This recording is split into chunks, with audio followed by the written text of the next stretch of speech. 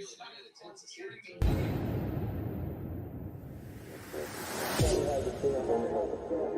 like the grass is green, and everything I do is unseen.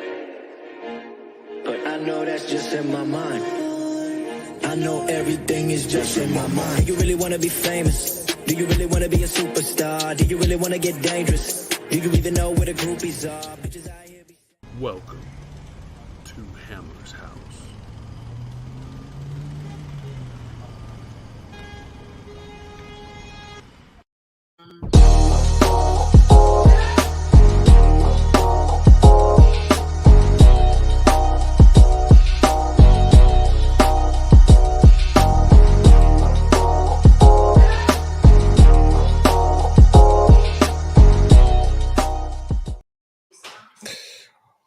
What is up, everybody? It's your boy Hammer from Hammer's House, and welcome to Turn 2 Podcast edition of Baseball Tonight as we go live with commentary of the New York Mets versus the Philadelphia Phillies at Citizens Bank Park.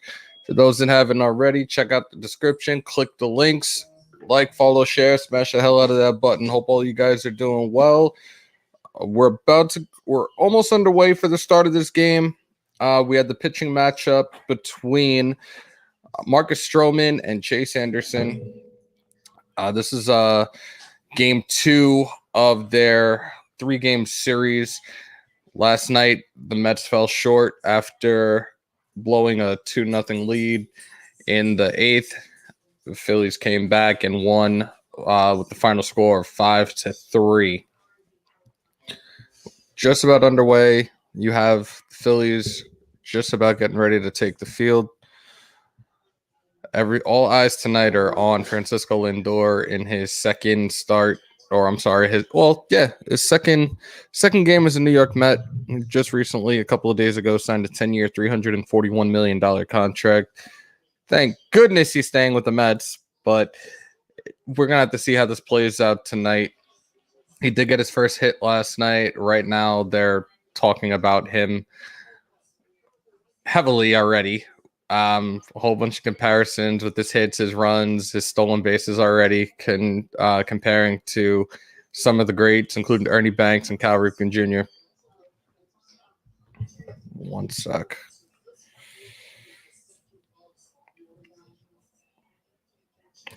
What up, Crank? Key is in the building. BL, what's good? You and your Cubs.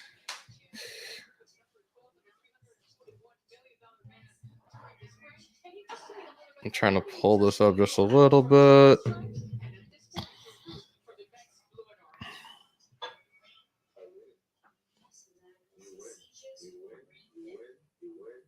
And right now, they're still talking about Lindor. They're showing a clip of him shortly after signing the contract extension.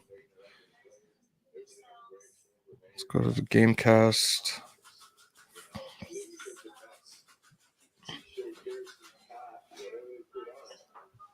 All right, so while they do that, we're going to do a quick breakdown of tonight's lineup.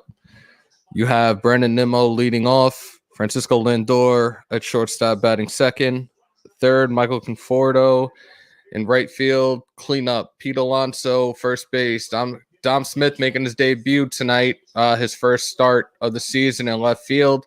You have J.D. Davis at third base, Jeff McNeil at second base, James McCann at catcher, eighth, and Marcus Stroman. And the first pitch is underway. High and tight pitch to Brandon Nimmo, 1-0.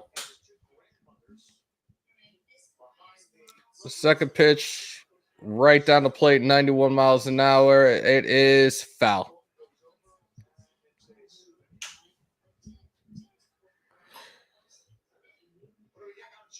Chase Anderson, 7 starts last season with Toronto Blue Jays, 1-2, 7.22 ERA, whip 1.63 in 33 2/3 innings, 38 strikeouts to 10 walks, signed a 1-year, $4 million deal with the Phillies in the offseason. Here's the third pitch of the at-bat.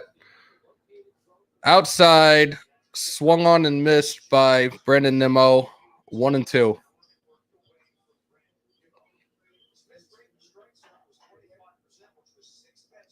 Anderson's pitching for Philly Key. Here's the next pitch. Low and outside, swung on and missed, strikeout. 1 out.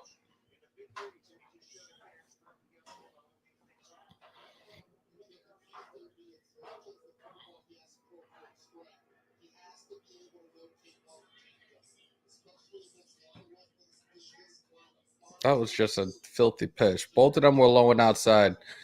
And now up, Francisco Lindor last season with Cleveland, a 750 OPS, 102 OPS plus, 258 batting average.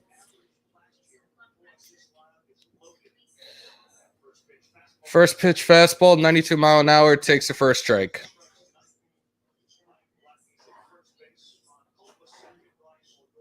There's the pitch. Low and inside, ball 1.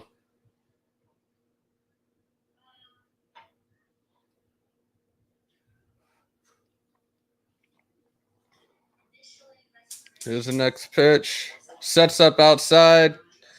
Just misses. 2-1. 93 mile an hour fastball.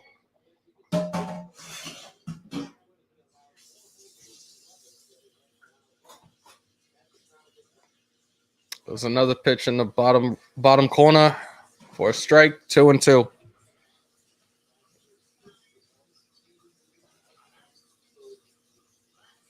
Oh. Got way in front of that. Francisco Lindor pops up into foul territory. It's 2 outs.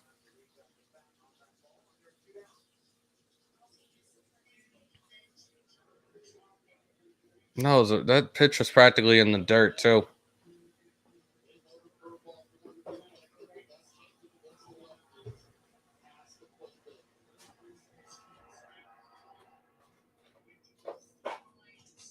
Now up, Michael Conforto, another guy looking for that long-term extension with the Mets. Low and outside, ball 1. Conforto last year was a 322, 9 home run, 31 RBI hitter in 55 games.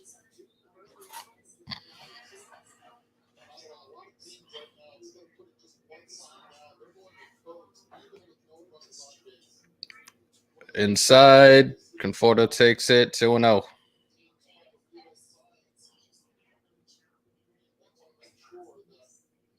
Pete Alonso in the on-deck circle right now.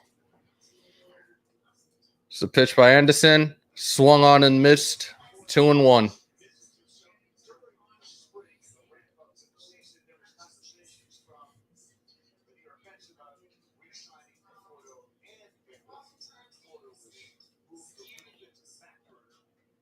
John L, what's up? Slice to the right for a foul. 2-2 for Conforto right now.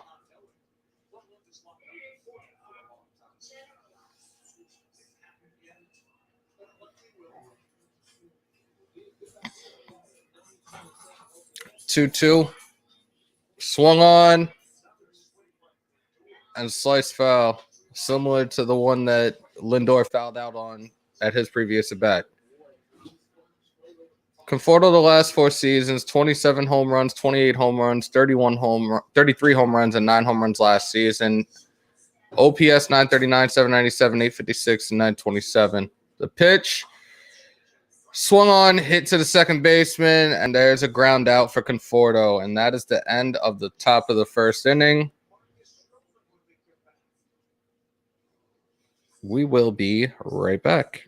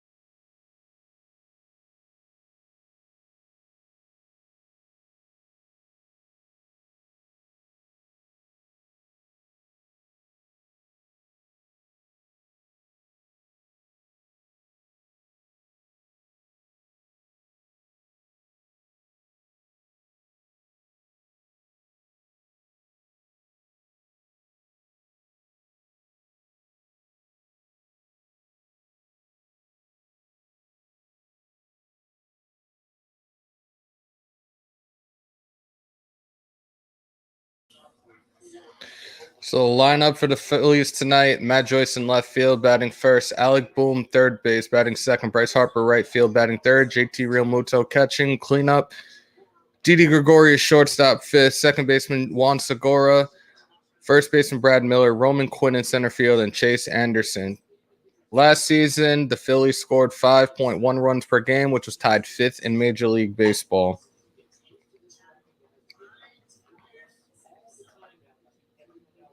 Marcus Stroman, since joining the Mets, 11 starts, 4-2 record, 3.77 ERA, 8 home runs allowed. Strikeout ratio is 23. He missed last year due to COVID and injury. With Toronto, he's a 2.96 ERA pitcher. Dude's got to step up this year as he's taking the helm as the second man in the rotation until Thor returns in probably like around the All-Star break. So first up now, excuse me, is Matt Joyce. Fastball right down the plate, takes the first strike. Last season with Miami, Matt Joyce batted .252, 2 home runs. Inside fastball, ball one.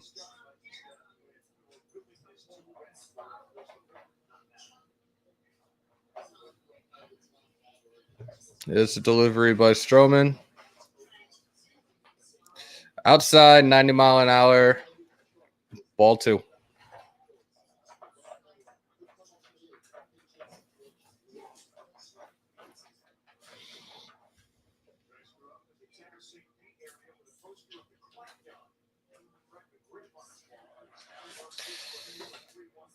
Low 3-1 count, ball three.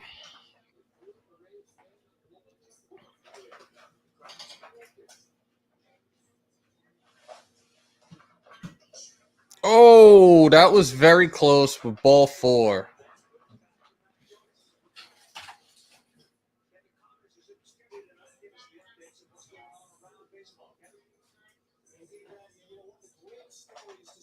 Key, don't start.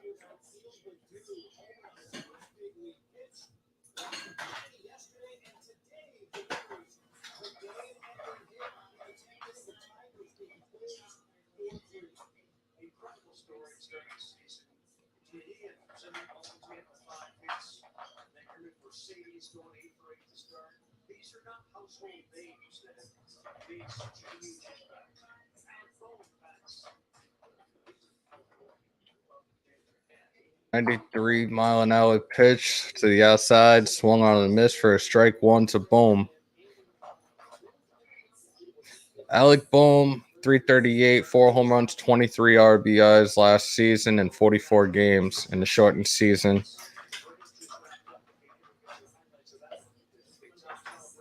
It's a pitch inside, 93 mile an hour for a ball. 101.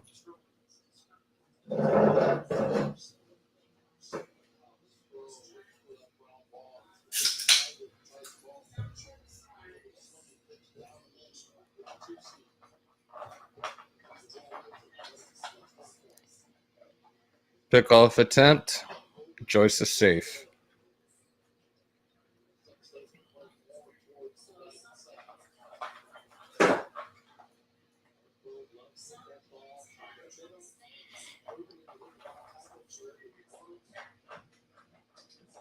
Pitch by Stroman. Check swing. Strike two. 1-2 to Bohm. The runner on first base.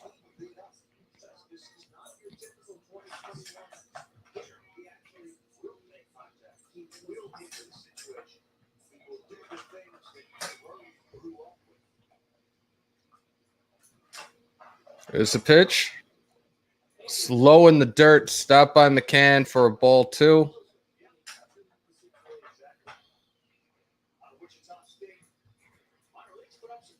Alec Bohm, 2020 NL rookie ranks, batting average second, on-base percentage third, slugging percentage third, hits first, RBIs first. He was NL Rookie of the Year runner-up last season.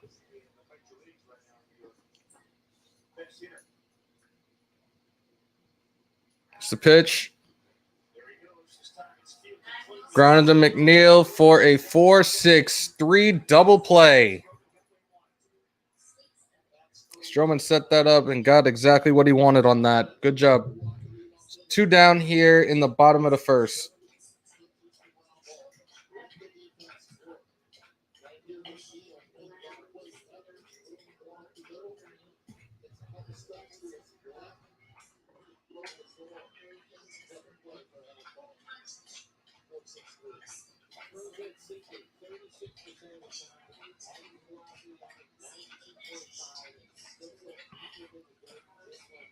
Now batting, Keith's favorite player, Bryce Harper.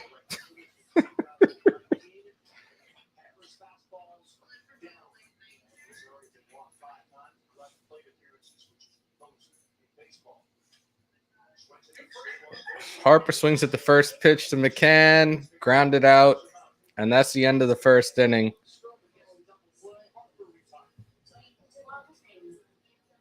We will be right back.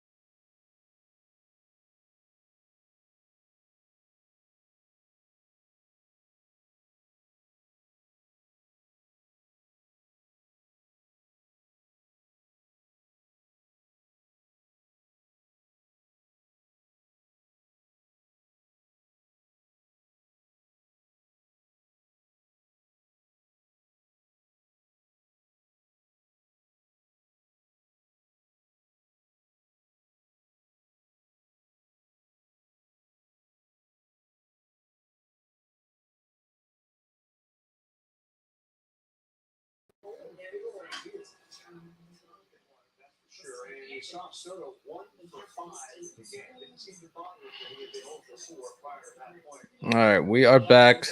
Top second, Pete Alonso leading off for this inning, 121 OPS plus, 231 batting average last year. And the first pitch he hits to deep right center field.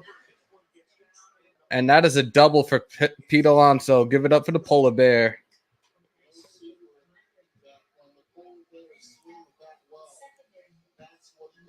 Very nice hit by Alonso. Last night he came up in the 9th inning. First pitch, we thought it was gone to go ahead for the 6-5 lead and was caught by Bryce Harper. New day, new game. We move on.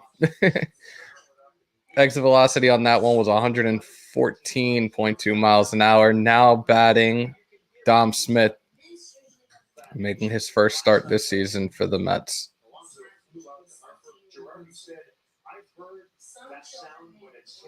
What's up, Steven? Hope you're doing well. Young Bleed, what's up?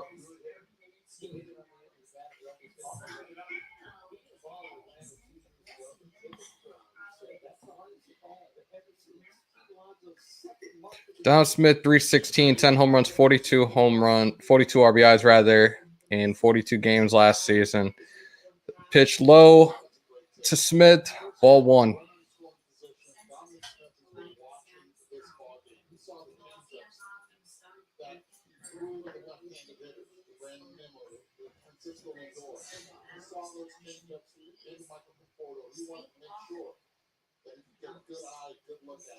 Pitch by Anderson. Swung on and missed. 93-mile-an-hour changeup.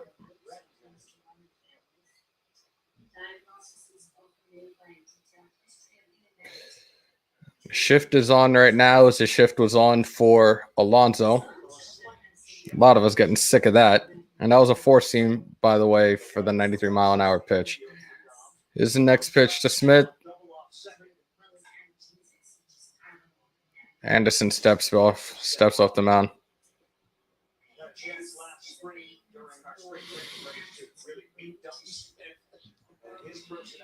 Doing good. How are you?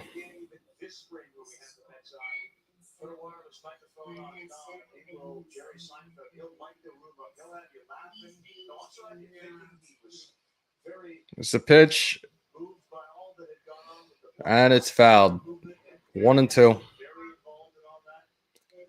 Dom Smith last season, batting average 316, ranked 8th, slugging 616, 4th, OPS 993, 4th, extra base hits 32, tied 2nd, RBIs 42, was ranked 5th in the league, in the NL. 1-2 count to Dom Smith. Anderson with the pitch. Outside. He laid off that 81-mile-an-hour changeup for ball 2, 2-2.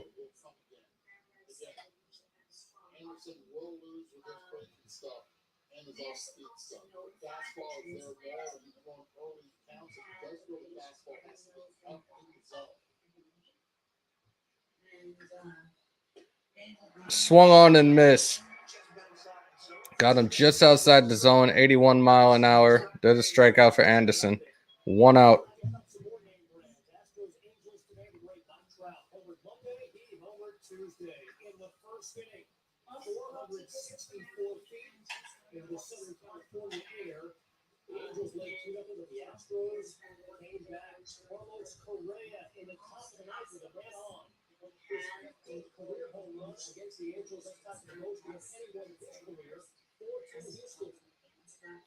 J.D. Davis now taking the now at bat.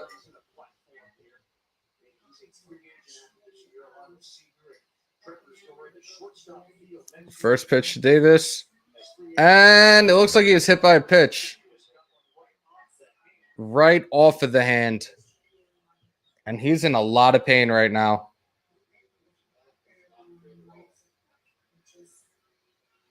Luis Rojas comes out and trainers come to check out on him as well. This is not good. J.D. Davis. Memopolis, what's up? Yeah, I saw a video that this dude that does a lot of funny NFL videos on TikTok, and he did one as MLB therapy and said that the A's are back in the basement again. They're probably going to be in the basement for the next 3 years, which is pretty messed up. Oh! Yeah, I wouldn't want to take that to the hand either. Trainers are still checking on him with Luis Rojas out there as well.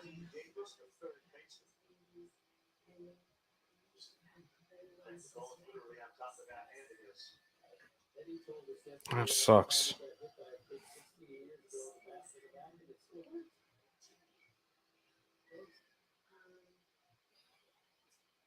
He's coming out. Looks like the trainer is coming out, taking him out.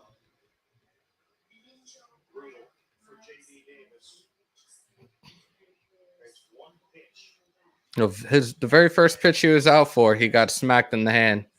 But let's see who's going to replace him. But now we have a runner on first and second.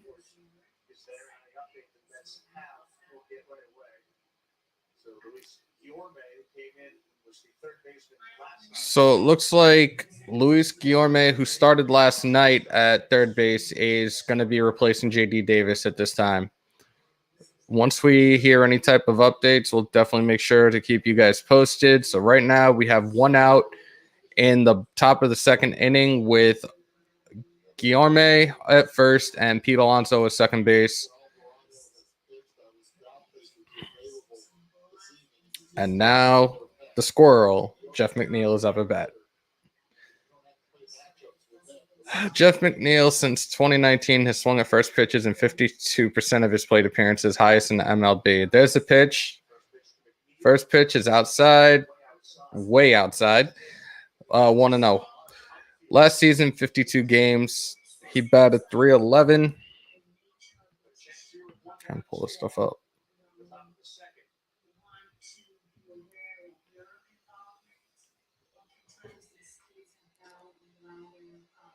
Took the second pitch. It was really tight and inside for a ball, too.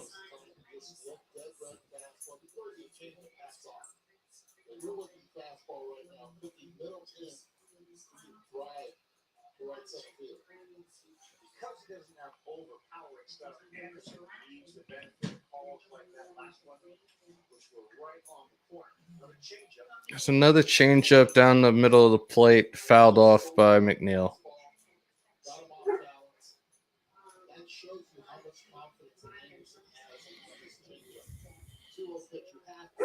Anderson seems to be really heavily using. Yep, Memopolis. Yeah, it's Wyatt's World. That dude is funny as hell, though.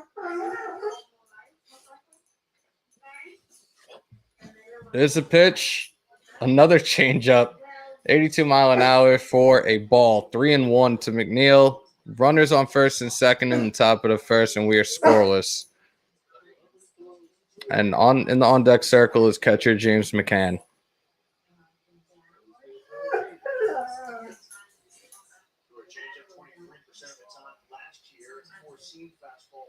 It's a pitch right down the pike, and it's fouled. Full count, 1 out. Full count, 1 out. Runners on first and second base.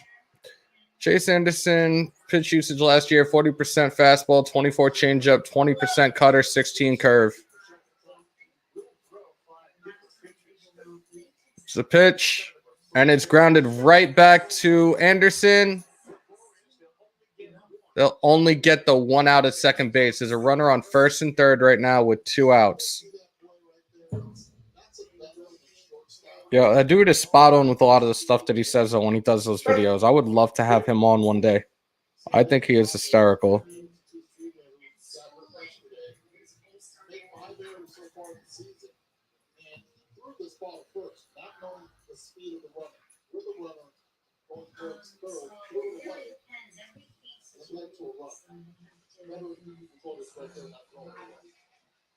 And we're waiting to find out just how serious the injury is to Tatis. That left shoulder is.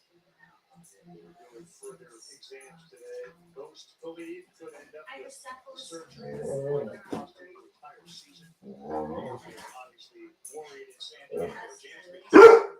James for the Mets, batting 8th. James McCann batting 8th. And there's a fastball high to the left corner. 1-0. McCann last year, 31 games with the White Sox.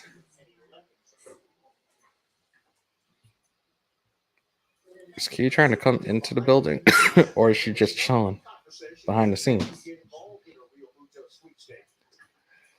Key is about to come into the building. There she is. Ladies and gentlemen, I am back. I'm in the building. You know, I couldn't miss this. Here we go. What's going on, Hammer? How you doing? I'm doing great. I'd be happier if we won last night, but we won't talk about that. I should have kept the grinding. Oh, my God. Damn, right down the pike for a strike. 2-1. That was that cutter. It's been going back and forth between the fastball and that changeup tonight. Surprisingly, the bullpen's actually stepping up for us so far. I'm shocked about that. I thought they almost lost it last night. I got so excited when Alonso had that hit. All I could do was just smile, even though it was caught out. Swung on and missed by McCann. 2-2. 93-mile-an-hour fastball. In the second inning, Anderson's already thrown 32 pitches. The crowd is on their feet at Citizens Bank Park. 2-2. Runners on first and second base with 2 outs. We're here at the top of the second, scoreless. And of course, you're in front of me, so. Here's a pitch by Anderson. High, 93-mile-an-hour fastball, full count. We'll be sending the runners on this next pitch.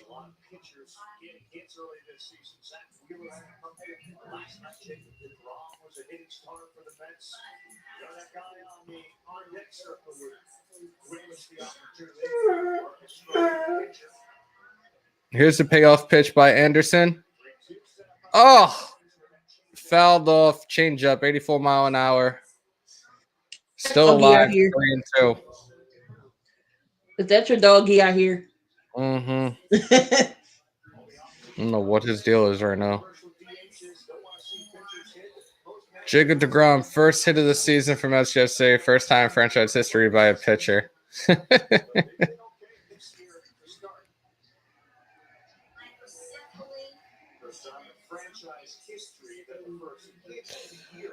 Payoff pitch by Anderson. Fastball to second base, grounded out, and that's the end of the inning. Phillies do up JT Realmuto, Didi Gregorius, and John Segura, rather. So Bryce Harper is not my favorite player. No, I just had to cause some trouble. I mean, he's okay. He's not my favorite. He aight. My guy is the guy behind the plate. I wish he would have never came back.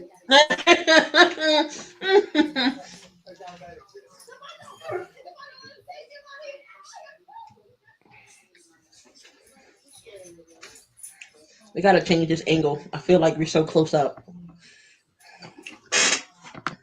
There we go.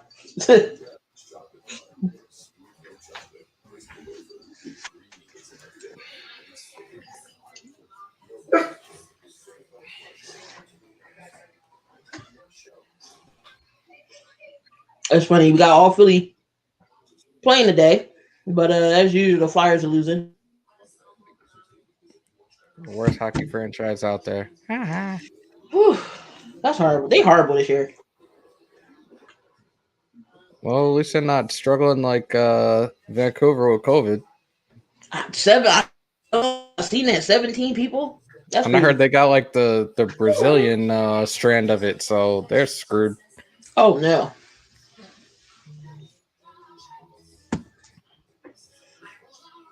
Damn, how did he? I feel like this online stuff is so delayed right now.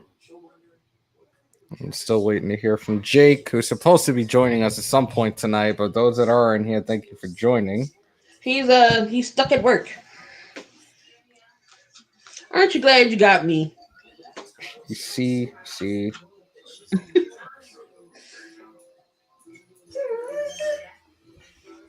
This dog is driving me insane right now. I don't know what his issue is. He wants some loving? It's not from me.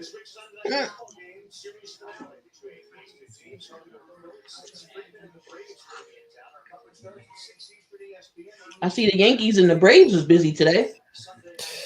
Yankees got Odor from Texas. It's a dude that one-time sucker punched Joey Bats.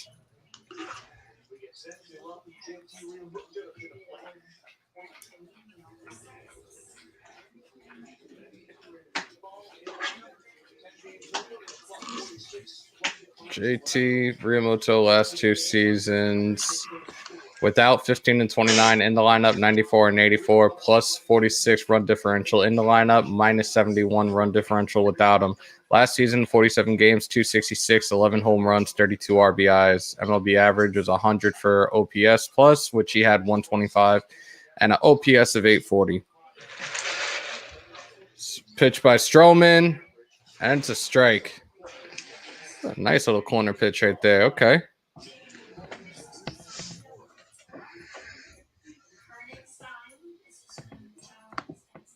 going Don, on, what's Don up? Lewis? Ooh, right down the pike, 86-mile-an-hour changeup, and that is a strike. 0-2.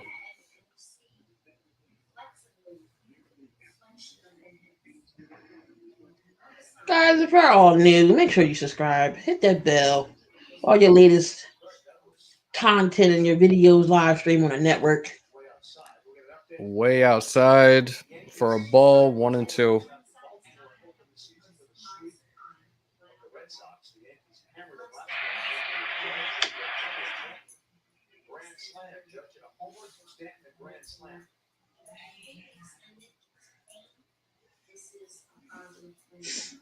There's a 1-2 pitch, and it's fouled back by Real Muto.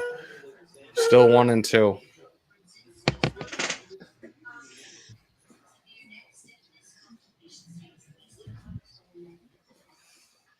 the Nationals, another story in the NL East. They announced John Lester, Petri, Don Jones, Alex Avila, Josh Bell, Phillies, Josh Harrison, Jordan Mercer, left fielder. There's a 1-2 pitch of Real Muto. It is swung on and hit to Francisco Lindor.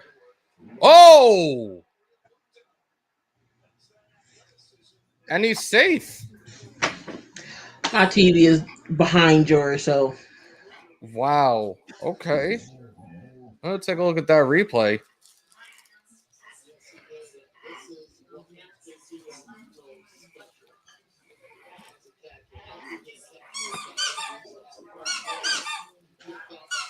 did he step off the bag?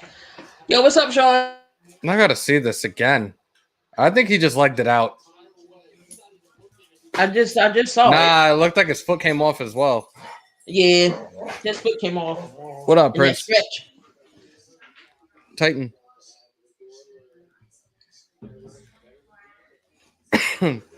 It's a ground off to Alonso. Nah. Tried to go for the double play for the 3-4-3, but it's safe at first. So you got one out right now. Gregorius at first.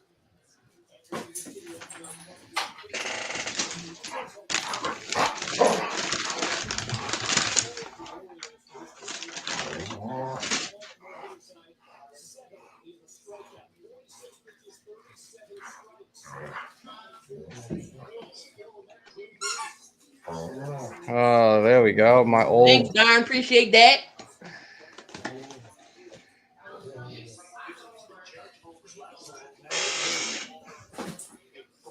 Thank you. Much appreciated. First pitch by Stroman to Segura for a ball. 266 average, 7 home runs, 25 RBIs in 54 games for Segura last season. Look, I'm going to be eating my dinner, so don't mind me eating this sandwich. I'm gonna close you out while I do that then.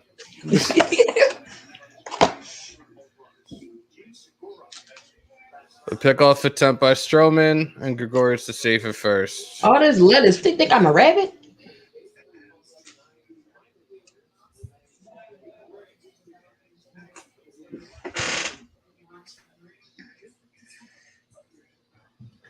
Oh, the Falcons are up to trade in number 4. Oh, another hit to McNeil, just past McNeil. He got another single for Segura. There's a runner on first and second now with Segura and Gregorius is second. One out here in the bottom of the second. We are scoreless. Let's go. We need some runs.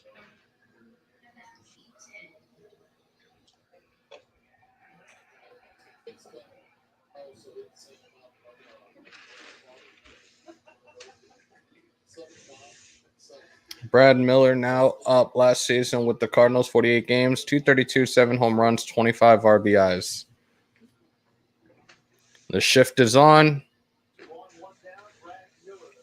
2 on, 1 down. Yeah, he always does. That's just Stroman being Stroman.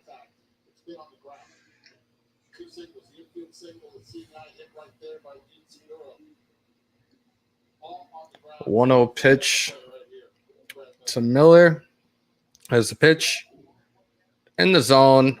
1-1. So Strowman looked like he 12. Highest game. What was that? Highest ground ball percentage since 2015. Strowman leads with 60.5. It's another strike. 93-mile-an-hour fastball to the top.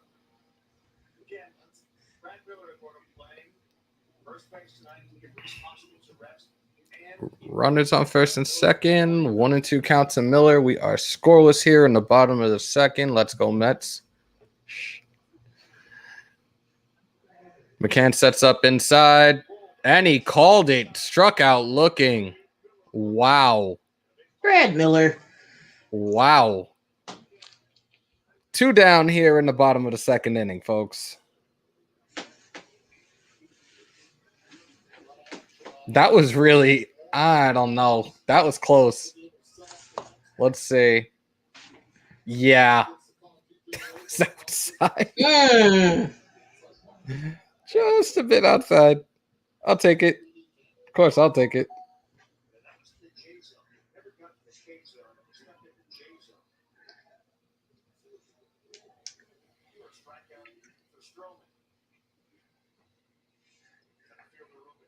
Roman Quinn is up.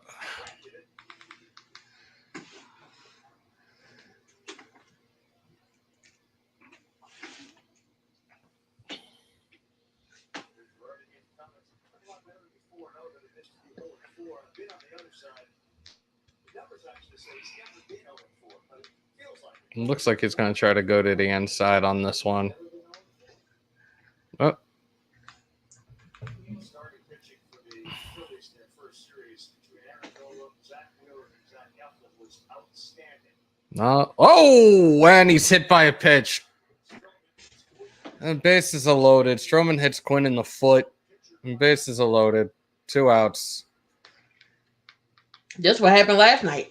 This looks like he's wearing one of his mother's shower caps. I shouldn't have said whatever.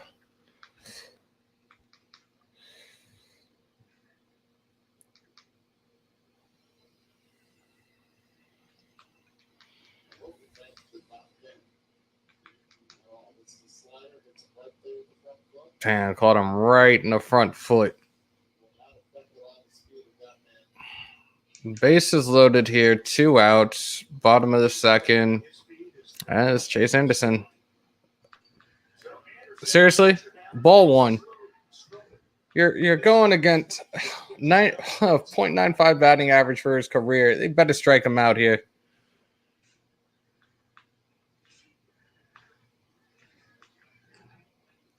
Stroman with the offering. Grounded to McNeil.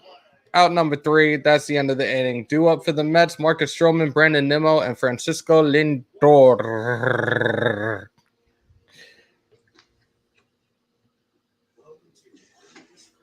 Not bad game. Still scoreless.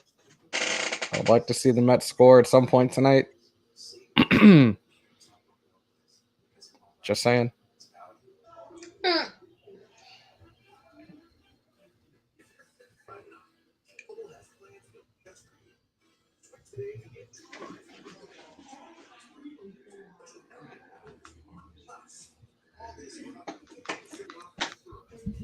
Chocolate rain.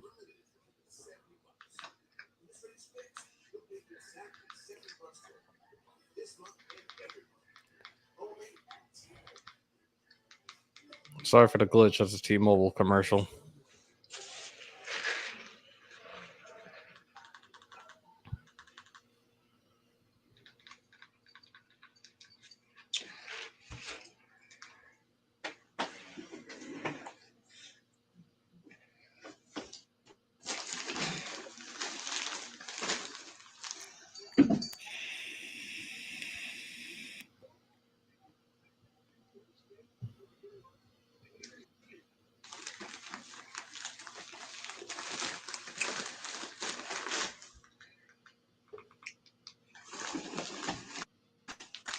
What inning is it? We the 3rd? Top 3rd.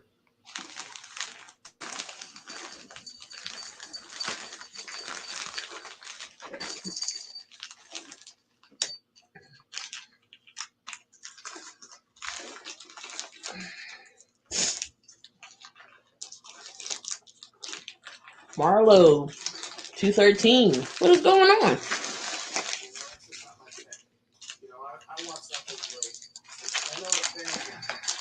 Now we're looking at highlights of Steve Cohen's interview back in November after he purchased the New York Mets.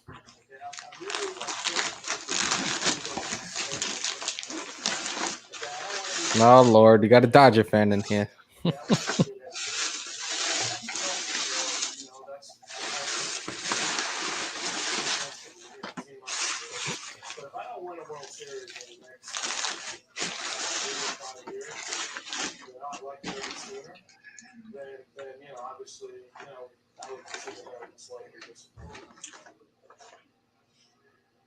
nymets owner, mediocrity is not his thing, which I think is great. Lindor is shining with that bling bling right now in the dugout.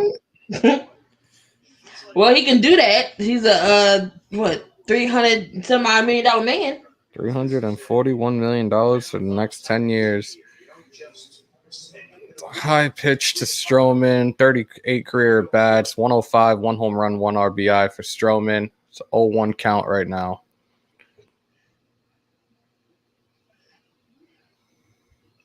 Anderson with the pitch. Swung on. 0-2. Mets payroll in 2021, $192 million compared to 158, 151, and 154 the last couple of years because the coupons, the Wilpons didn't want to spend. And it swung on and missed by Stroman for 1 out. Don't forget, y'all still paying Bobby. It's deferred money. Leave it alone. But the fact is, y'all still paying the man. How long has it been? It'll be going on until after until Tatis's contract is up. Like, he don't have to do nothing. I can't. Top 5, Reds are up 7-0. Down goes Stroman. That's his third strikeout for the night. Anderson. 3-0 Milwaukee in the bottom of the first. Crank, what up? Welcome. What's going on, Crank Show? Top 3, we are scoreless with 1 out, and Brandon Nimmo, who is 0 for 1, is up. Pitch inside, and it's ball 1. I'm sorry, 2-1. They were showing a whole bunch of highlights in the middle of that just now. Brandon Nimmo 0 for 1 with a strikeout his last plate appearance last year, 278 average with 8 home runs. Here's a pitch by Anderson, and it's taken for a strike, 2-2.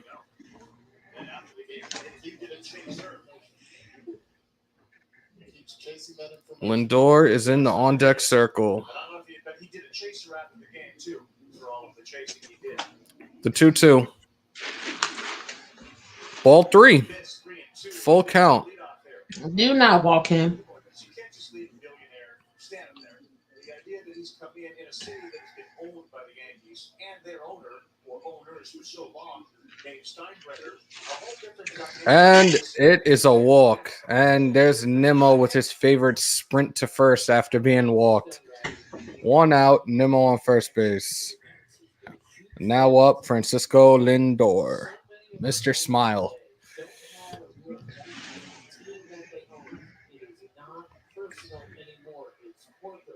This is personal with this guy, and I think that's one reason he's going to be really good for them. Why he got to haul and sprint like that? He only getting walked. That's what he always does.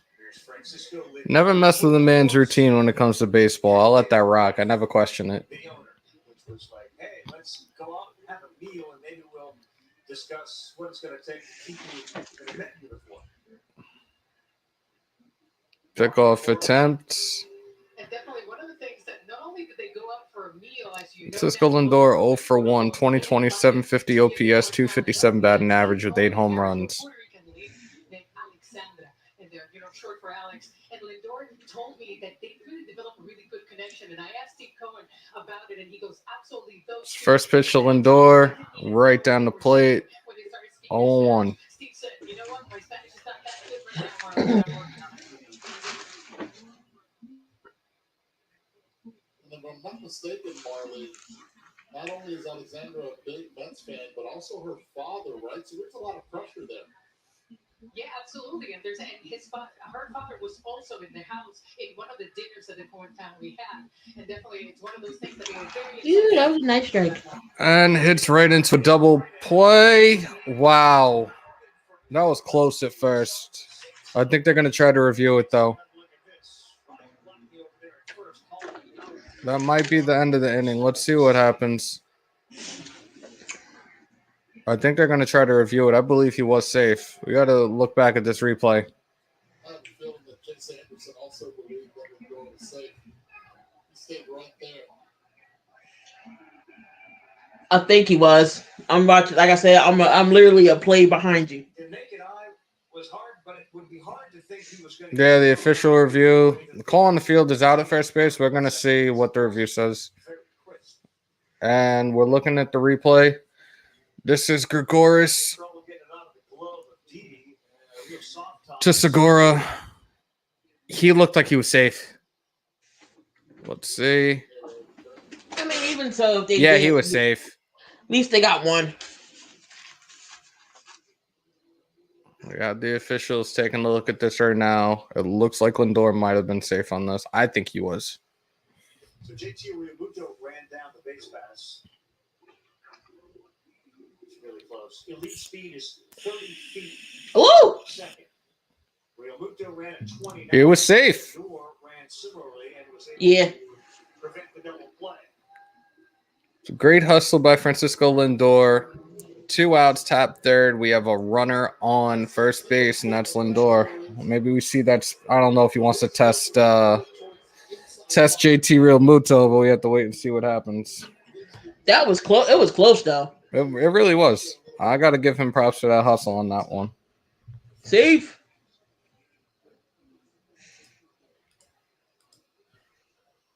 Certainly a threat. Steele, change of pitcher on the mound. Good speed for Lindor. Here's Conforto.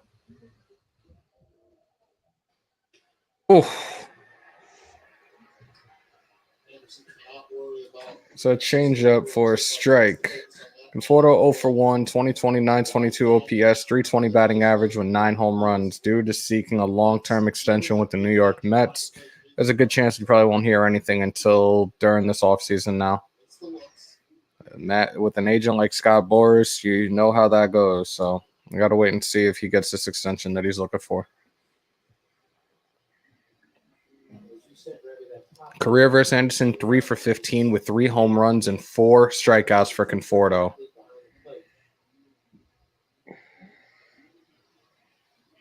And there's the pitch. Oh! Okay. 1-1.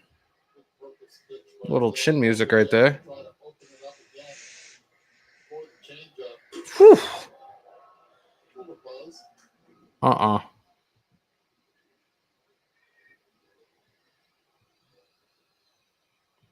Anderson with 48 pitches already tonight. Here in the top of the third. Conforto steps off. Conforto steps off.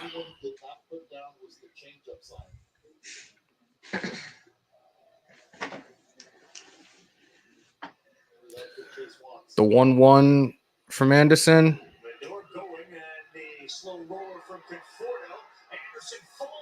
Anderson loses his balance in more ways than one and still is able to make the play. And that's the end of the inning, folks. 1 runner left on.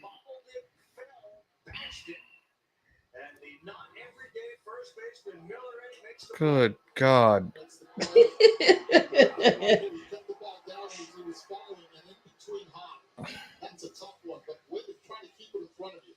And almost a disaster at first base just now.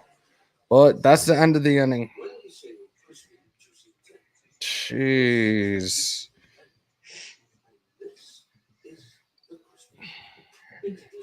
Could have been worse. I don't like those collisions at first base. That's one of the scariest things in baseball. First and of course home plate, but you can't run over the catcher no more. Nah, home plate is fine. First base, I've seen some crazy things happen, crazy collisions of like costing people careers and stuff. That shit is just not cool. Yeah, I don't think you can run into the catcher no more only because Buster Posey broke his leg. Because the league got soft. Because that used to be super fun for me. Well, I couldn't do it in high school with softball. It was girls. Can't do that. See how in WWE now, Braun Strowman, when he does his when he runs over people outside the ring, now all of a sudden WWE has decided to put the effect of the train. That's what it would sound like when I'm running down the home plate and I'm coming at you. Nice. I should have gave that suggestion in WWE a long ass time ago because I would do it every time he would do it. I started doing that. Jaden Hopkins in the building. What's good? Oh, speaking of doggies. Oh, Hi, come on. Let's check our fantasy league. Mr. 14-0. See where I'm at. That's right. The king right here. You looking at him. Funny if you lose in the top in like the championship. That would be hilarious. Then I'll lose my mind. 856 to 559. I'm up over Gary Indiana Bowlers. Hi, Carly. Hi. And the league that most of us jumped out of that I somehow was still in, I'm up 157 to 89. And that one I got a record of 11-3. I don't even fix that one. I think that's the one Ghoulie couldn't get out of. Yeah, so I'm 11-3 in that one. I think I'm still battling for first place in that one, though. Hi, Carly. Hi. Let's see the standings. All right, we are in the bottom of the third inning. Stroman with a first pitch strike.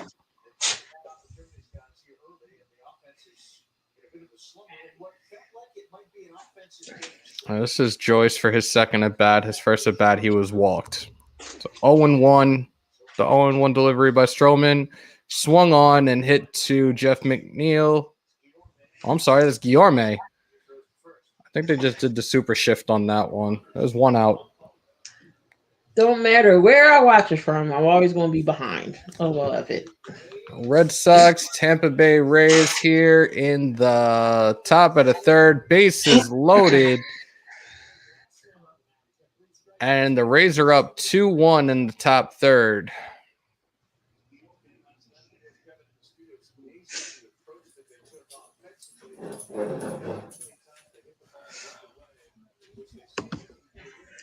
Oh, I hear Mr. Softy. What the hell did I just do?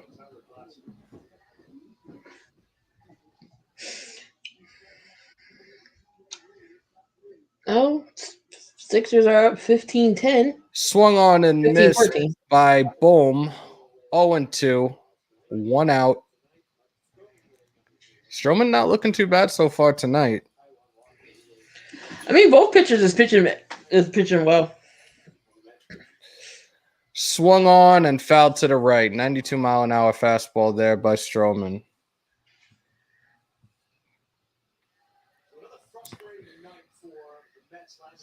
Except Stroman looked like he 12. So far, Stroman giving up 2 hits, walk, 1 strikeout. He is short. 31 pitch count with 20 strikes so far. The 0-2 swung on and hit to Guillorme. Second out of the inning.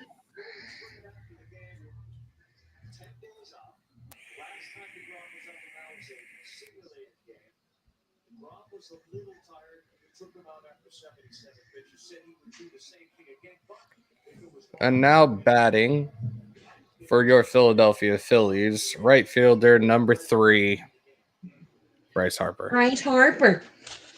Bum ass. Most starts when team blows saves since 2014. Jacob deGrom 30, Chase Anderson 30. So they're both in the same boat. Gotta love it. Julo Teheran with 30, Madison Bumgarner with 29, Chris Archer with 27. Run support is what matters, fellas. Run support and a good bullpen. And there's a 91-mile-an-hour pitch low delivered to Harper, 1-0. Bryce Harper 0 for 1, 2020, 962 OPS, 267 batting average with 13 home runs. Come on, Bryce, we need a homer. F that. Let's go. The 1-0. Low and inside, ball 2.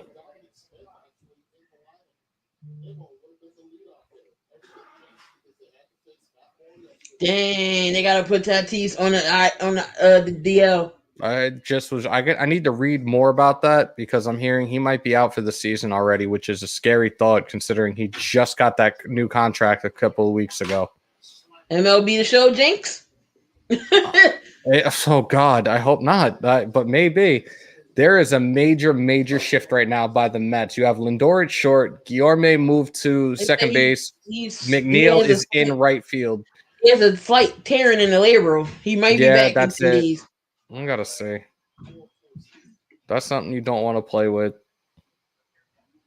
Yeah, no. Dang. The 2-1 to Harper, low, 3-1. I think Harper already leads the league right now in walks with, I believe, 5 or 6. He's averaging a walk a game. The 3-1 swung on and fouled to the left. 93-mile-an-hour fastball. Go to bed. Get on the bed. Come on. Come on. Hey, go to bed. Come on, go there. God. Come on.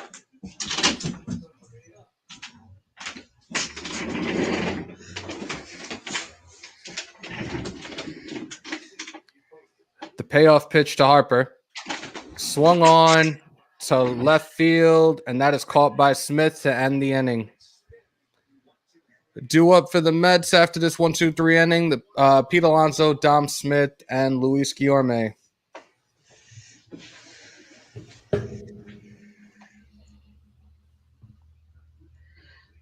Jesus, only top of the 10th, top of the 4th.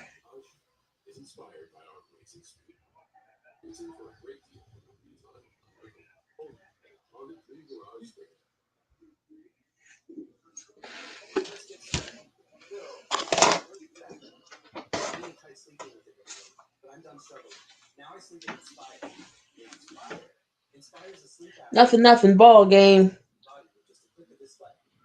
It's a good game. I mean, pitchers are doing what they can do. You got the Mets with 1 hit, Phillies with 2 hits. Stroman not looking too bad. Anderson not looking too bad. 3 innings pitched for Anderson, 1 hit, 1 walk, and 3 strikeouts. 49 pitches, 39 strikes. For Stroman, 3 innings pitched, 2 hits, 1 walk, 1 strikeout, 38 pitches, 24 strikes out of those 38.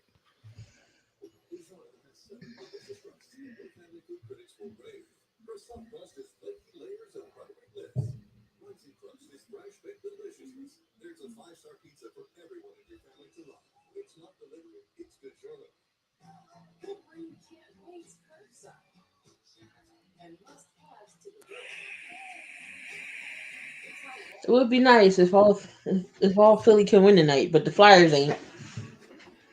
We need this one. The Mets need this one tonight. I know it's only the second game of the season, but we got to start winning. It sucks y'all couldn't play y'all opener. F you, COVID.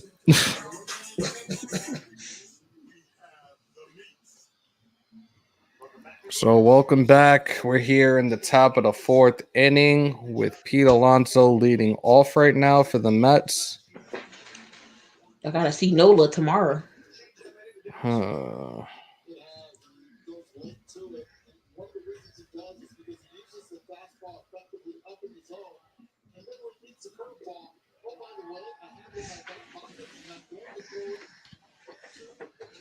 only time he's thrown curveballs so far this evening, you mentioned the 16% time he threw it last year. Well, he's only thrown it less than 4%. First pitch to Pete Alonso, inside for a ball.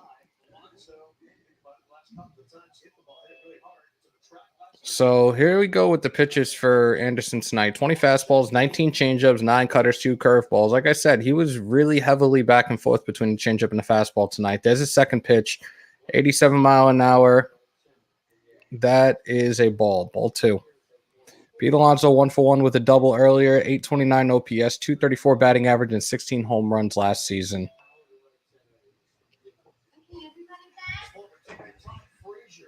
And the 2-0. Outside, 3-0 to the Polar Bear. Come on, Anderson. Don't be walking people. Make him earn that. He already jacked up one of our guys' hands. The 3-0. Swung on and missed by Alonso. 3-1. Most 440-foot home runs between 2019 and 2020. Pete Alonso second to Soler with 13. Mike Trout 11. Bryce Harper 10. Miguel Sano 9. Gary Sanchez 9. Trevor Story 9. And that's a ball 4. Pete Alonso takes first base. Let's go. And here we go with some more highlights right now. All We right, let's go let's to get this double Miami. play. Let's get this double play.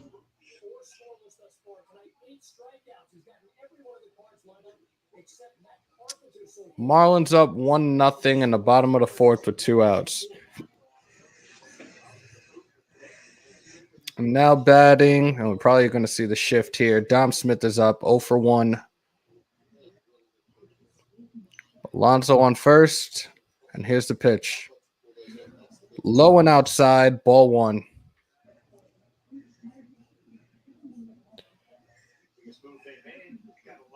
Dom Smith 0-for-1.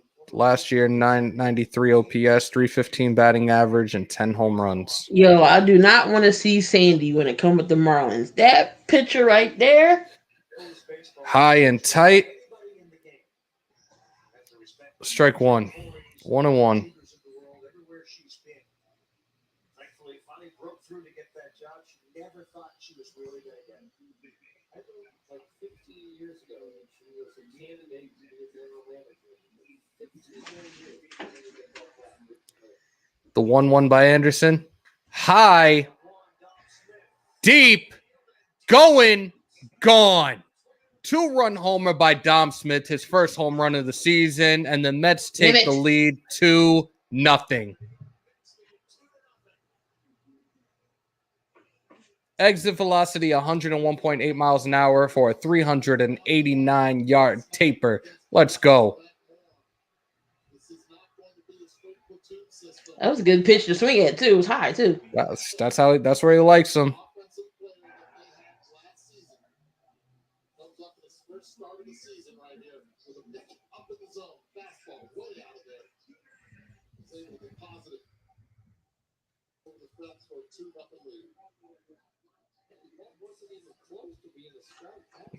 Facts. It wasn't. It was not even close to being a strike, and he cracked the hell out of that one.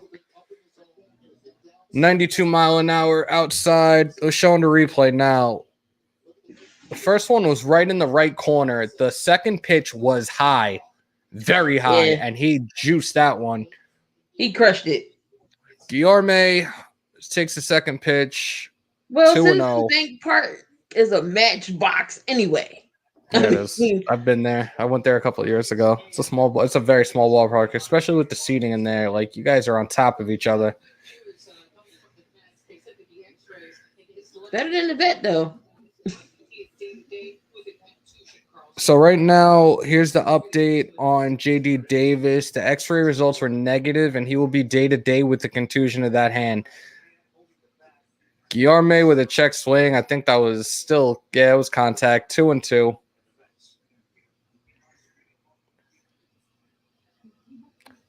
So as of right now, J.D. Davis is day-to-day with the contusion of his hand, his left hand. 2-2. Slice to the left. Foul ball. 2-2.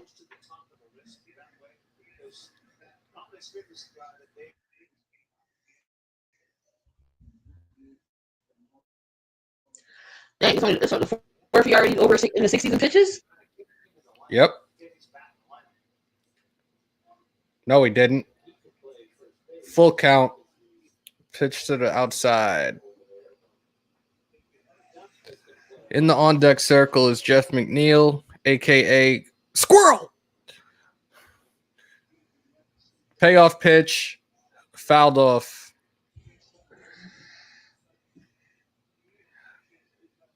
New York Mets, 220 home runs at Citizens Bank Park, most by any visiting team.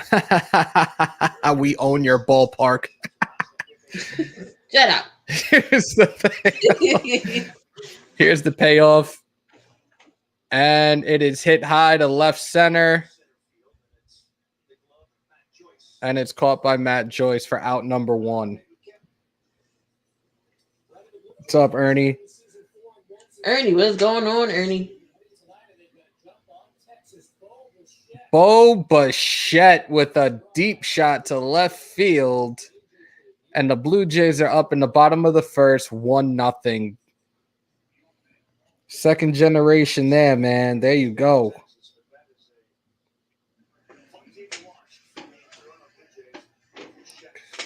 Jeff McNeil takes one to the inside and fouls it off. 0-1.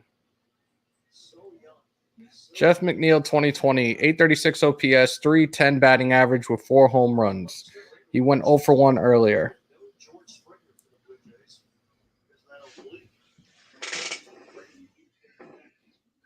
There's the 0-1. Fouled off. 0-2. Ain't nothing like hitting in Coors Field. Everything goes out there. And ladies and gentlemen, it was announced earlier today that Coors Field will be hosting the 2021 MLB All-Star Game after the whole botch job by Georgia, but we're not getting into that because that's one thing I don't talk, and that's politics. So moving forward. Can you imagine a home run derby up there? Yep. Woo! Somebody's going to have at least 30. Oh, Looking forward to it. 1-2 for McNeil right now. Anderson about to throw his 69th pitch. And the pitch. Breaking pitch, slice to the left. Joyce with the running catch. 2 outs. Yeah, we're probably going to see the bullpen early. That wind was carrying that ball, and he stayed with it.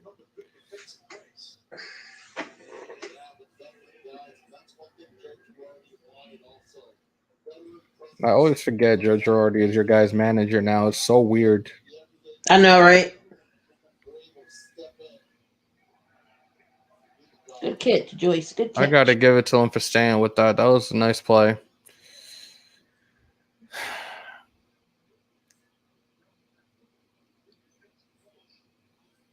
Now batting James McCann.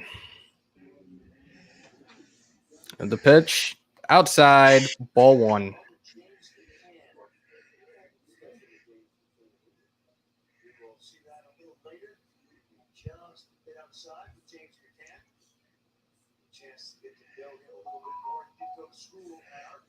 There's a pitch, swung on. It's coming down. Harper with the catch in right field. And that's the end of the top of the first. We go to midway of the 4th inning, and the Mets are on top after this 2-run bomb by Dom Smith. Hey. Gotta love the celebrations with your teammates when it comes to baseball. If y'all have not yet subscribed, make sure y'all hit that button, smash the like, hit the little bell in the corner there somewhere, so you can get all the latest live streams. Network is coming in at 776. We're on a road to 1K, y'all. 1K. Hey.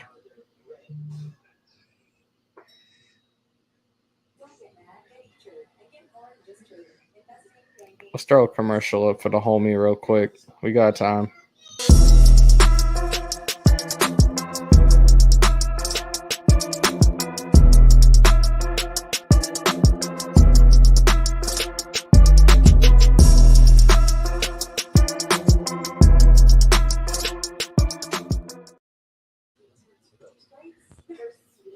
And for those of you that love your fantasy sports, What's up, Fantasy Champions? Spotlight Sports Network is excited to tell you about an amazing deal from Thrive Fantasy, your place for daily fantasy sports and esports. Right now, with promo code SS Network, Thrive Fantasy will match up to $50 of your first deposit. So go to thrivefantasy.com and sign up now with promo code SS Network. That's thrivefantasy.com, promo code SS Network. Hey, ESPN, SNY. I don't know what the Phillies channel is, but they got commercials. We got commercials too. Haha. Well, we on ESPN, of course, ESPN nationally televised over here in Philly. The Same here. in the NBC Sports, whatever, something. I was debating on getting the MLB package this year, but I don't know. Especially now with Tatis out, I don't have a need to want to watch San Diego. Yeah, see, Marcus Stroman is short. Yeah, I got him beat by 2 inches. Marcus Stroman is 5'7". Oh, dang, he taller than And he's one of the shortest. Tom Gordon is another one, 5'9". And then wait, you look back in the day, he's taller than me by an inch. He don't look that tall on TV. He's teeny tiny.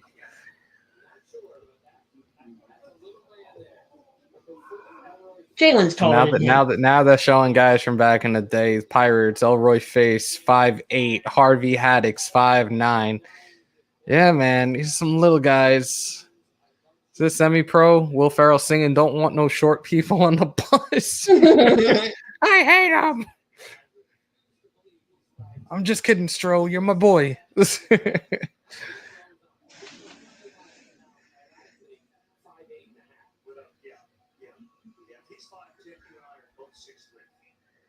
Wow, they're cutting on Stroman right now. So if he's 5'8", I'm 6'3". Wow. All right. We're back at it. First pitch, 86-mile-an-hour changeup for a strike. 0-1 to Real Muto. Real Muto is 1 for 1 so far tonight. Let's go, JT. We need something going. It's a pitch. Wow. They called that a ball. I don't know what the hell he was looking at.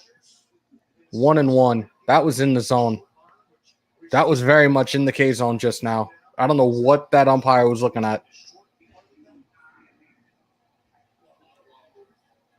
The 1-1. And he calls a strike on that, which was to the outside. So I guess he's giving that back to him. 1-2.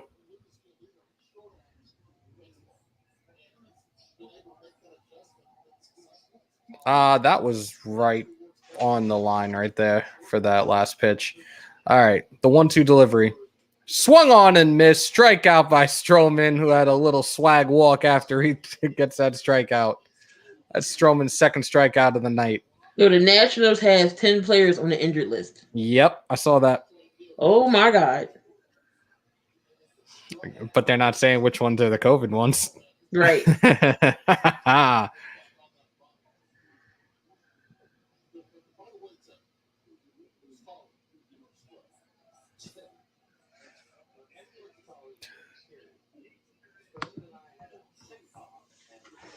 Now batting Didi Gregorius, who is 0 for 1. First pitch, strike 1. Gregorius is up at the plate with his mask on. Padres to put Fernando Tatis Jr. on the IL, suffered non-surgical shoulder injury while batting on Monday.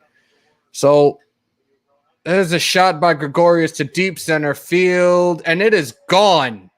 Let's go, Didi! Out of here. Padres are calling that IL for Tatis as just being safe. The exit velocity just now on Gregorius' home run, 106.7 miles an hour with a distance of 421 feet. Deepest part of the ballpark.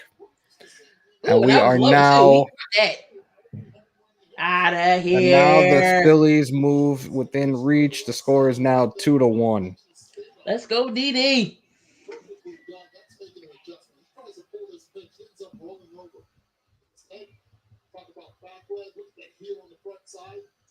Oh, James Harden's going to miss games, but Durant's coming back. Yep.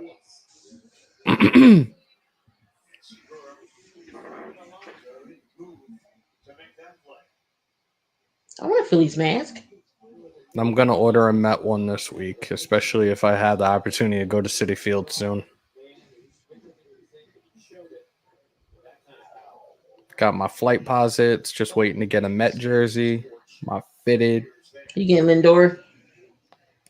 I might just do a custom one. I really want, since they're bringing back the black jerseys, I want the very first Met jersey I ever had was a Mike Piazza jersey. I think I'll do it again and get a black Piazza jersey again. Ooh, nice. The reason I started playing catcher as a little kid.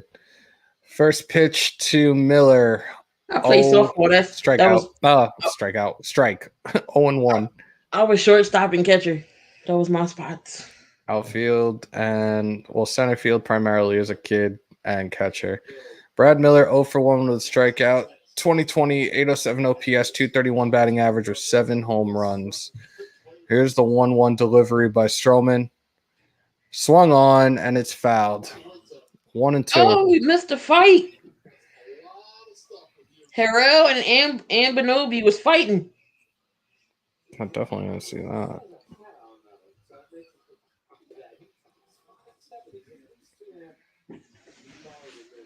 They're still cracking jokes on Stroman. They're showing Tim Kirchin and Stroman together, and that is a strikeout. There we go. And that's the end of the inning. After the home run by Didi Gregorius, we go here into the top of the 5th, 2-1. Marcus Stroman up. Marcus Stroman, Brandon Nimmo, and Francisco Lindor are due up this next inning.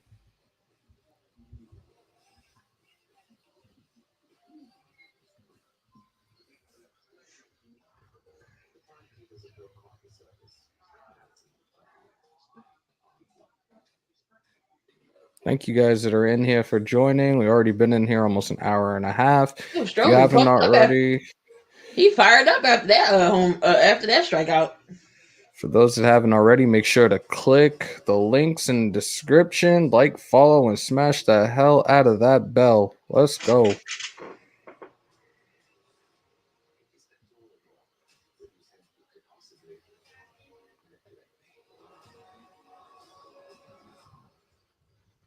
Oh, tie game 35-35 with the Boston Celtics and the Sixers. Was Darian doing the Sixers or no? Nah. He can't. We're on here.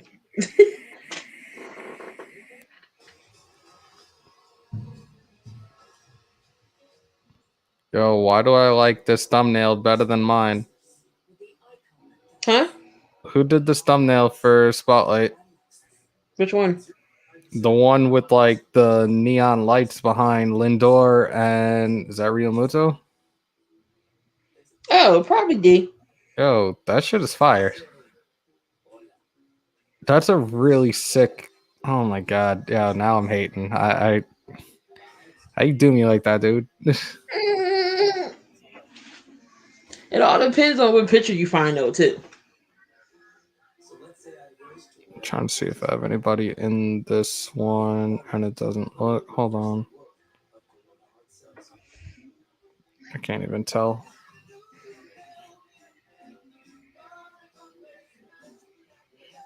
And I messed around with vidIQ when I started it tonight.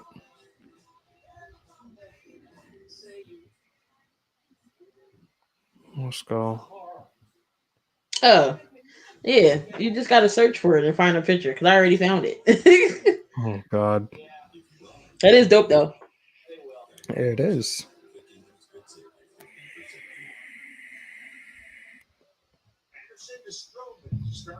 Stroman, top corner, takes a first strike.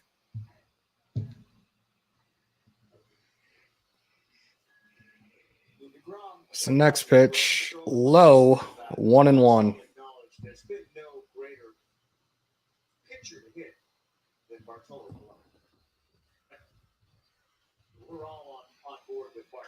And as a hit to deep center, Quinn takes a few steps back, and there's out number 1 in the top of the 5th inning.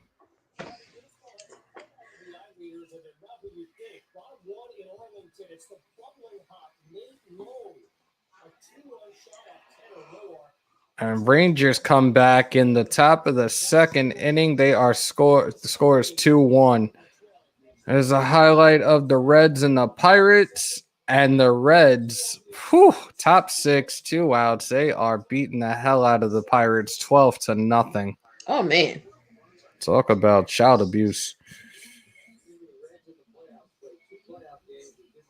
Now up, Brandon Nimmo. There's Brandon Nimmo walked the last at bat last season, 886 OPS, 278 batting average with 8 home runs. You have Anderson about to throw pitch number 76 right down the plate, called for a strike, 0-2 to Nimmo.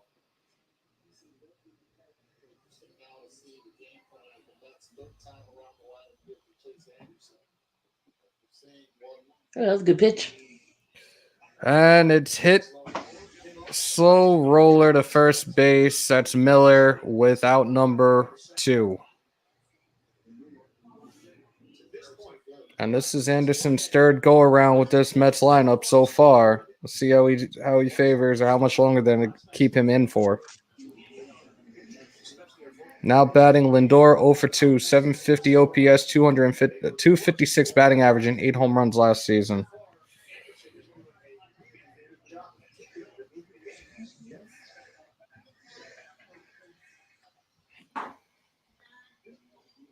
The shift is on for Lindor.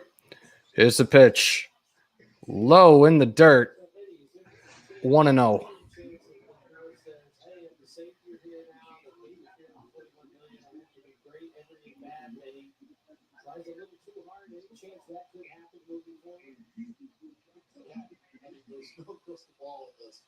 There's the pitch. It's a curveball called for a strike. It's kind of high. 1-1.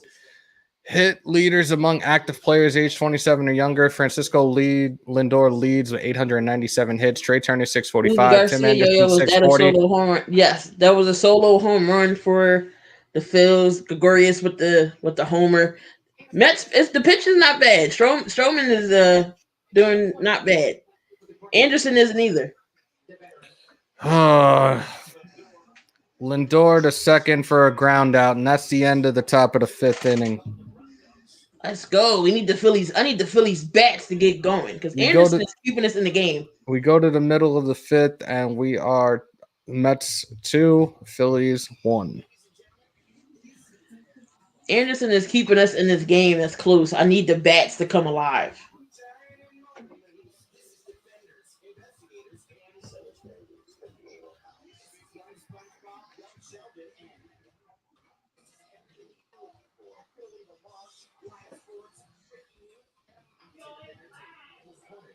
And it's definitely going to be a long season. Facts. No shortened seasons either. Not this year. Thank goodness.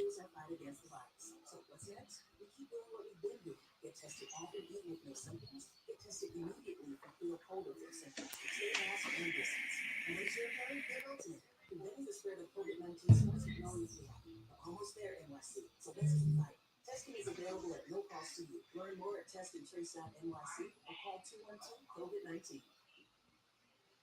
Now.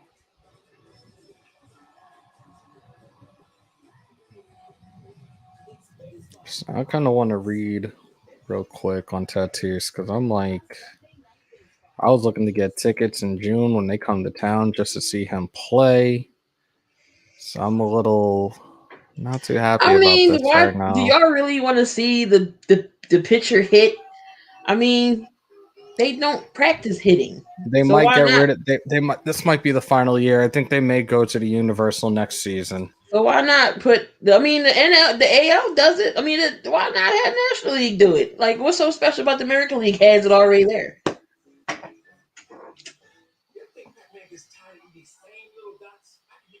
I liked it last year. So Tatis, I guess, more or less swings too damn hard sometimes because it's a partial dislocation of the joint in his shoulder. Padres manager Jace Tingler has told reporters that Tatis has experienced minor dislocations in the past, but said that Monday's incident was the most pain he's ever seen Tatis in. Tingler also acknowledged that the nagging shoulder issue may have been bothering Tatis more than we realized. No, yeah, but they should go to the DH on both sides. I mean, why not have one and to have the other side have it? So I mean, plus it's good. Probably going to happen next season. You get to have that one extra guy to just hit, and that's it. Quinn tries to bunt on the first pitch, and it is fouled. 0-1. I'm gonna get me a Philly fanatic hat, but then I got a big head, so it may not fit. Scooby, you're talking about Shohei, and I was so excited for him to come back and pitch after being having Tommy John surgery, and for him to be in the lineup. What was that, Sunday night? They put him in the lineup pitching as well, which you don't see, and he was just dude had a sick home run. I was so excited when I saw that. Like, he is one of those guys. From the time I saw his story on ESPN before he came into the league, I was like, I'm excited to see something like this, because most people only remember Babe Ruth as being that two-way star. So I'm definitely happy for him right now, and he's just got to keep it going. Here's the 0-2 to Quinn. Swung on right to Alonso, flipped to Stroman for out number 1.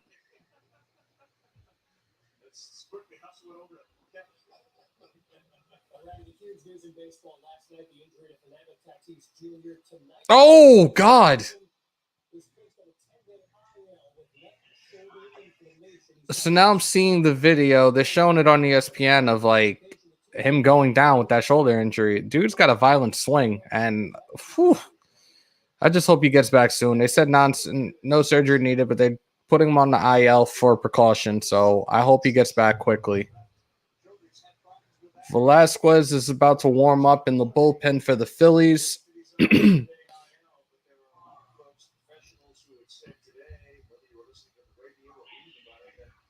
just likely to be a continual problem. And this is a guy that signed a deal for the rest of his life with the Padres. Dang, that's what happens. You get all this money, you get out, you get out. Stroman, outside pitch, 86 mile an hour, and that is a strike, 0-1. He was aiming for the moon on that swing. Yeah, pretty much.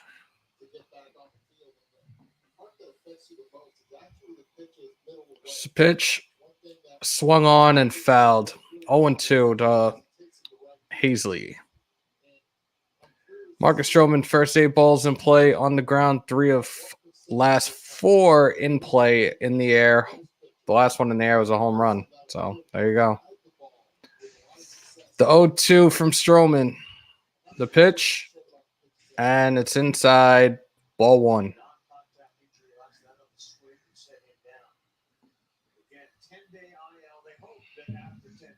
I couldn't sit behind home plate. You can't see nothing. There's a pitch right on the outside, called for a ball, 2-2. Last season for Hazley, 278, no home runs, 13 RBIs in 40 games, 690 OPS, 89 OPS plus. Philly fanatic got his mask on. Mr. Met's got a huge ass mask. High and outside. Full count. Vince Velasquez for the Phillies is in the bullpen warming up right now. Oh, yeah, and after end of this inning, we're going to bring in the homie.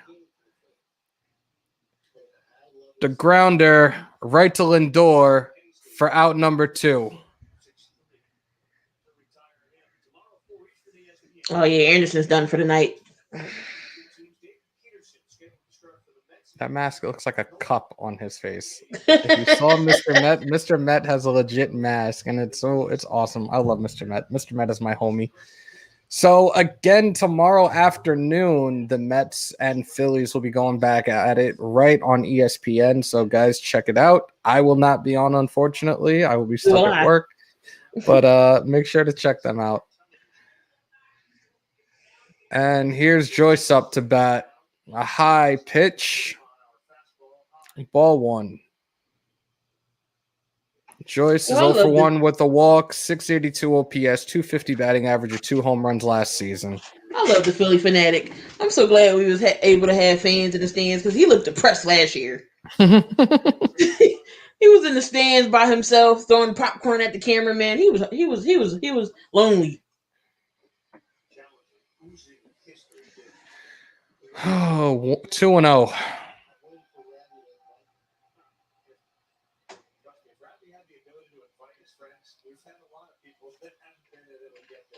Pitch by Stroman. Low, 94-mile-an-hour fastball, 3-0. Oh, can we get a walk? In the on-deck circle is Alec Boehm, who is 0 for 2 tonight. The pitch by Stroman swung on and missed, 3-1.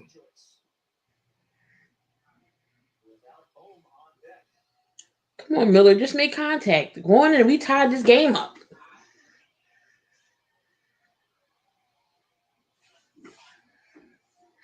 The 3-1 swung on and fouled to the left. Full count.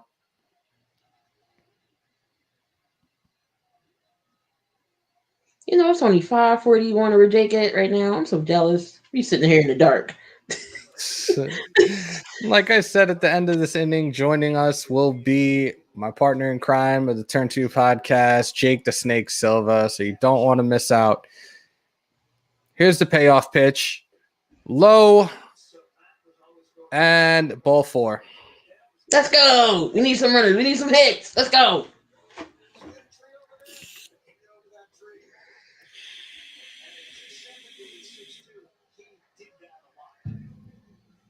Jake's stuffing his face anyway, so he don't care if he not on yet.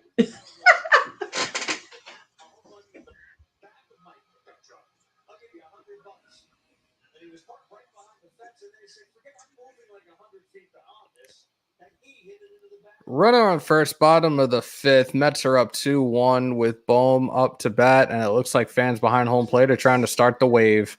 First pitch right down the middle, fouled off, 0-1. Come on, Alec, let's go. He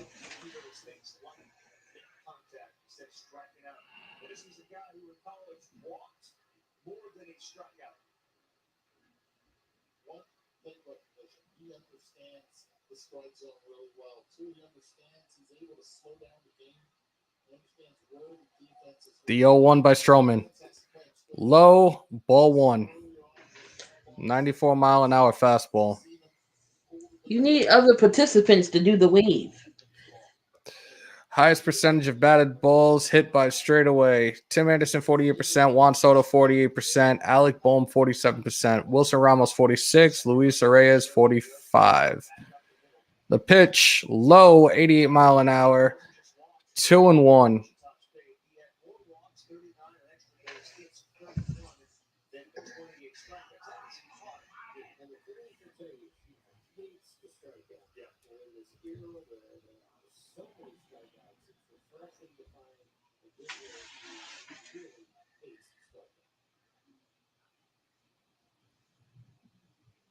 The 2-1 by Stroman. Swung on and hit to Lindor for a little flip to McNeil to end the inning. Due up for the Mets, Michael Conforto, Pete Alonso, and Dom Smith, who had that nice home run earlier in the game.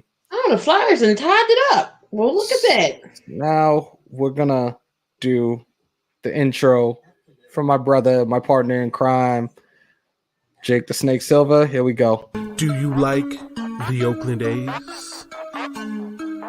Are you a fan of the Golden Knights? Do you love the Los Angeles Chargers? Well then, my friend, you're in the right place. This is the Snake Sports Talk Show with your host, Jake the Snake Silva. Brought to you by the Spotlight Sports Network. He's here, bitches. Yes, I am finally here. Jake is in the building. Finally. Hi, buddy. Finally made it here after what seemed to be one of those just WTF days. But I finally made it up into here. And as we are officially, we're officially up on here live with the Mets and the Phillies here on the Spotlight Sports Network is presented by Thrive Fantasy, where you guys can gather up with all your friends and with all the fantasy gurus coast to coast and also win a bunch of prizes. You can be winning up to 15 grand just by playing in all the fantasy sports, including esports. And when you sign up today, use promo code SS Network to match up to $50 in your first play. Just go to thrivefantasy.com, promo code SS Network. Top of the sixth inning as we go. Mets up 2-1 against the Phillies. And it's been quite the game so far between Marcus Stroman and Chase Anderson. But all in all, it's been a really, really good game. Dom Smith earlier with a 2-run bomb that gave the Mets their first initial strike. And then the Phillies ended up answering back with their own. Didi Gregorius with a solo home run, his first of the year. And that's where we stand at 2-1. But of course,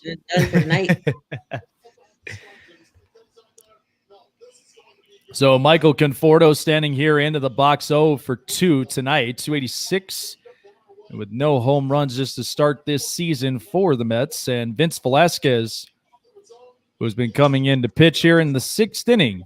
Velasquez, of course, it was one of the surprising names that came up a couple years back and then eventually meshed in as one of the guys that will be picking up into the bullpen and even just punching into the rotation.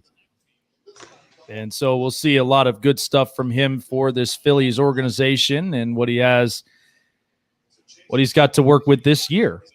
First pitch by Velasquez to the outside, 94-mile-an-hour fastball for a strike. Michael Conforto 0 for 2, 919 OPS last season, 319 batting average with 9 home runs. And the one thing that I do love about Conforto and just seeing him his stance in the box is just the ability he can just kind of stand straight, but then in the end he crowds the box and then just lets it fly. Second that swing just gets initiated. Vince Velasquez last season, 9 games, 5.56 ERA, 34 innings, 46 to 17 strikeout to walk ratio with a whip of 1.56. 93-mile-an-hour fastball, swung on and missed, 1-2 to Conforto.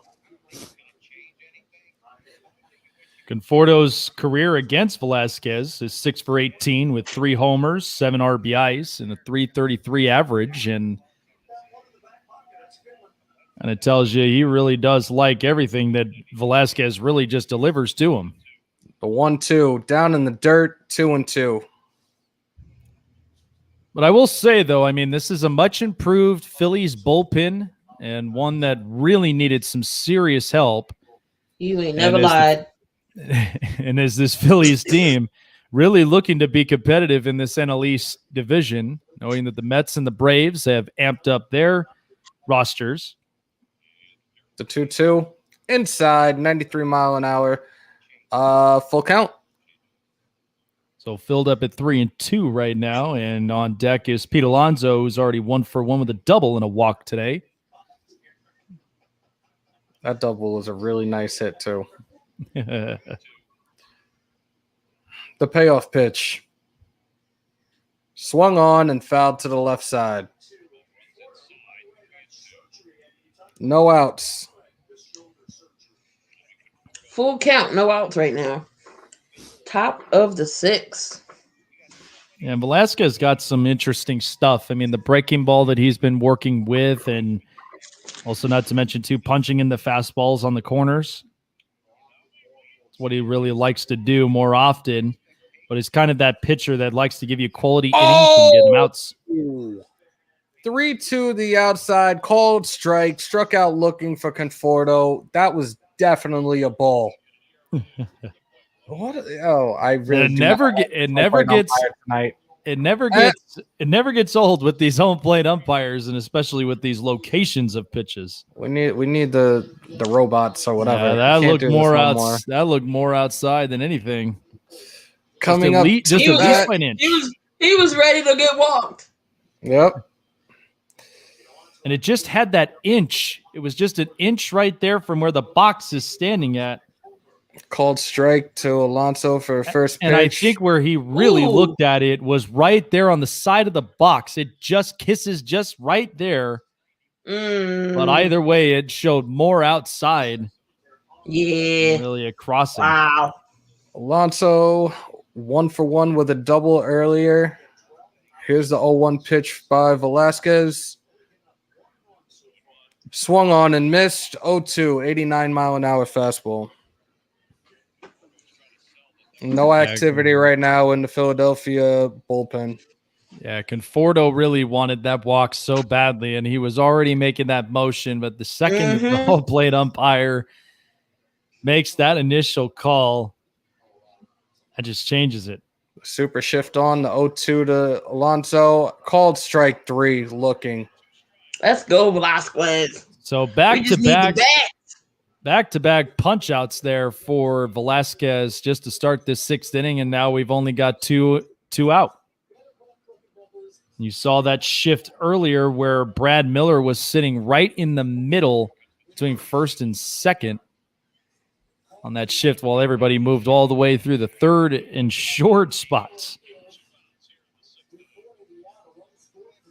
And I find that very interesting when I saw that shift earlier because Alonso can definitely push that thing out to right center field. If he's got the right spot and the right pitch to look at, he's going to poke that thing right into right center. And that's an open spot. Or just some of those places you just don't get. So Dom Smith is up. 4th inning home run was 8th home run versus the Phillies, most versus any team. 7th career home run at Citizens Bank Park, most by any player. Ha ha, we own that little baby ballpark. It's a matchbox. Right. So, of course, Dominic Smith in his last time up at 1-for-2 was that 2-run homer he hit in the 4th inning. So it's Lincoln Financial Field. That's a matchbox, too. Did you see the pitch that he hit, Jake? Yeah, I did see the highlight. Yeah, that was crushed. Did you see how high the ball is? It's just going higher and higher up. Dom Smith, 993 OPS, 318 batting average, and 11 home runs last season. Velasquez with the 1-2. And a lefty with a lot of really good promising stuff for as far as this young Mets core is really building on. And Velasquez just struck out the side. Due up for the Phillies, Bryce Harper, JT Realmuto. As we move on to the bottom of the 6th inning. Oh, my goodness. This is the heart of the lineup right here. Still 2-1 Mets here in the 6th. So at halftime, guys, it is the Sixers up 59-46 against the Boston Celtics. We got the high score with Embiid with 15. And Danny Green, 5 for 5, 4 for 4 from the 3 with 14 points. Shocking and surprising. And also 2-2 is the Phillies. I'm sorry, the Flyers and the Bruins. It's too many Philly games. Too many Philadelphia games going on right now. I can't keep up. Well, at least the good thing of it is that there's no Eagles games going on right now. Jesus Christ!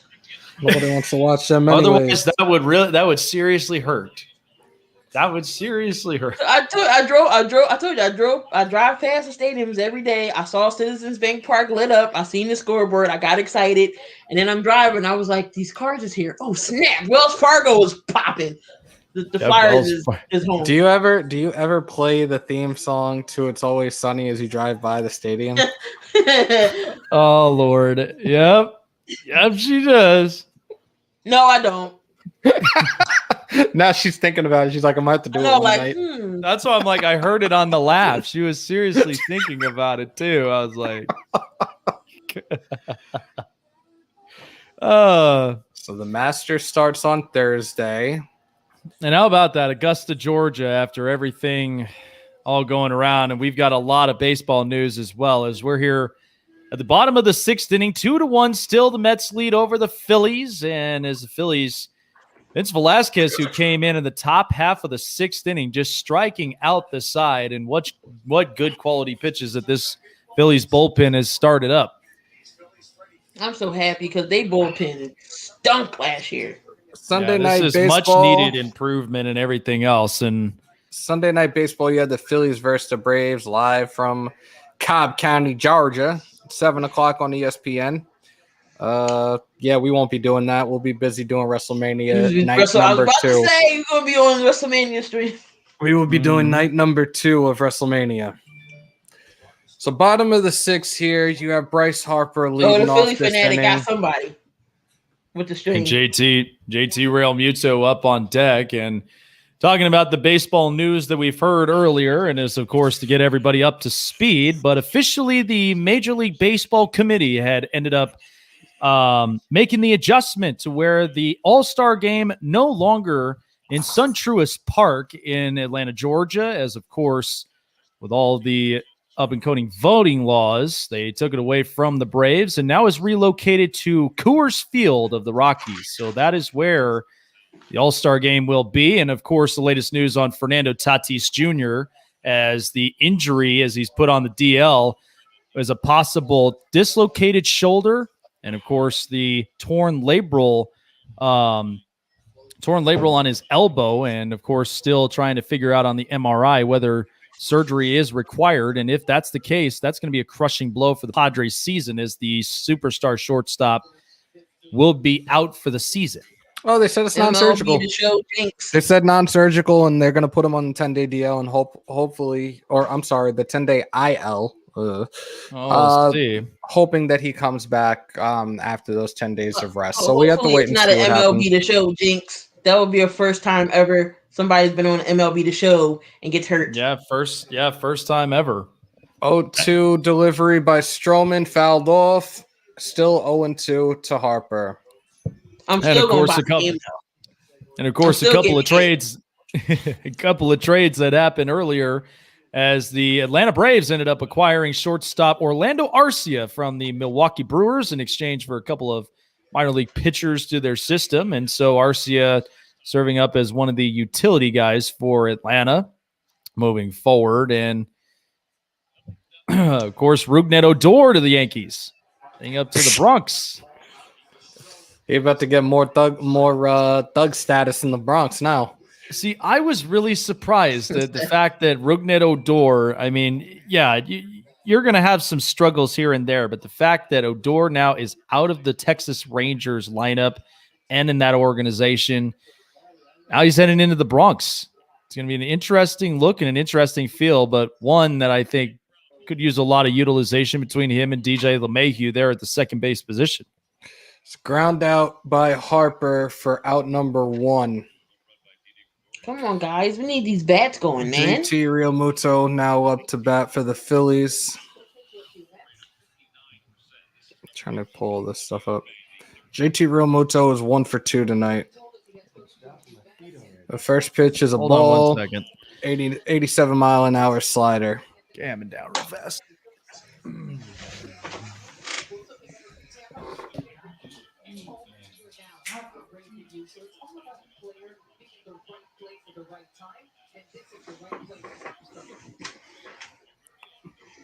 The 1-0 by Stroman.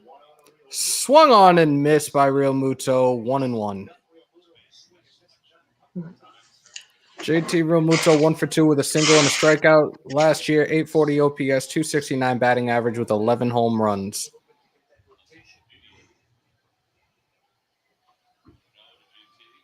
Another one swung on and missed to the outside. 1-2.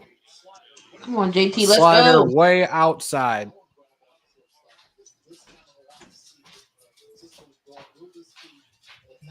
Bottom of the 7, Reds are up 14-1. 2 touchdowns. Another pitch low and outside. Ball 2, 2-2 to Realmuto.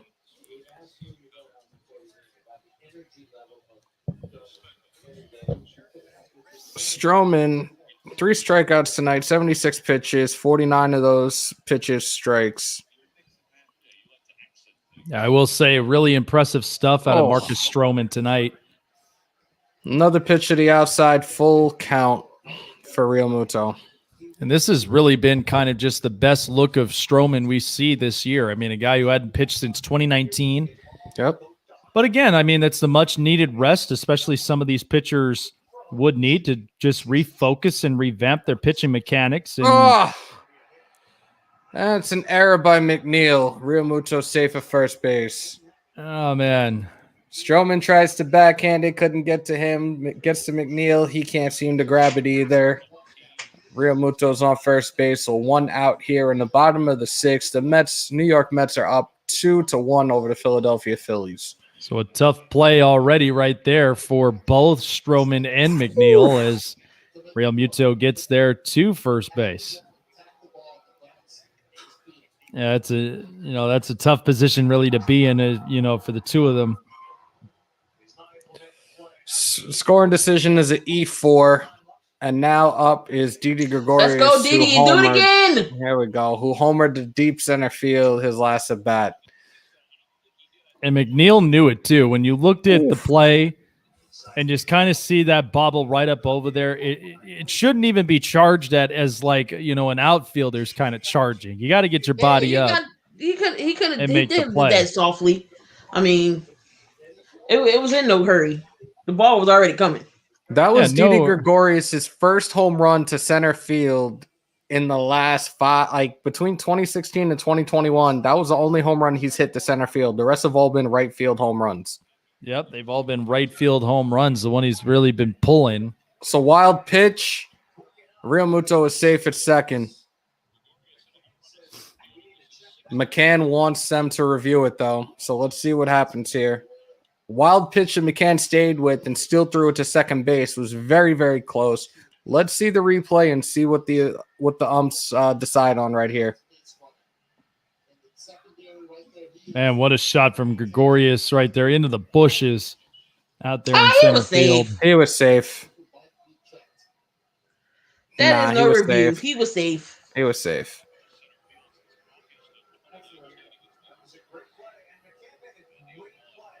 That was a great play, but that was a great play by McCann to even stay with that and even try to throw it to second base just now. So is that new for them to have the glove on their hands when they slide into the bases? Well, not many guys do it, but some do it as precautionary when sliding with their they do. Yeah, hand. they do it as a precautionary, so they're not jamming their fingers and, of course, messing up their wrists as well. But we have seen that a bunch of times where some of these guys dive at first base and a couple of them just had tendencies to mess their fingers up. Pitch to the outside to Gregorius, 2-1, and now McCann comes to the mound to speak to Stroman. I'm trying to calm him down a little bit. Didi Gregorius, 1 for 2 with the solo home run in the fourth, 2020, 827 OPS. And now Miguel Castro is warming up in the Mets bullpen. So a little tough jam right now for Stroman. And in hopes to really get out of this situation only with 1 out.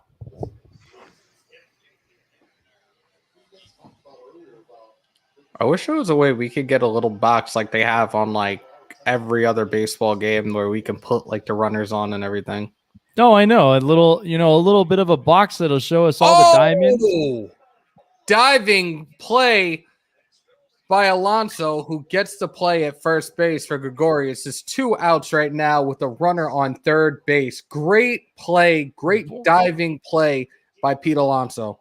Boy, did he get athletic on that play. Oh, my. What a pull. That'll be top 10 tomorrow morning, ladies and gentlemen. That was a beautiful dive, and just knowing that ball was still going to stay on that fair line. Ooh, can you imagine if he overthrew that? Stroman ain't but so tall. Yeah, and JT probably would have made that jump to go right to home plate. Leave short man alone, okay? quick bouncer, and lucky for the throw. And of course, Alonso making that initial look over there at third base to making sure that JT was not going to go any further than that. And was only going to stay at least 90 feet away.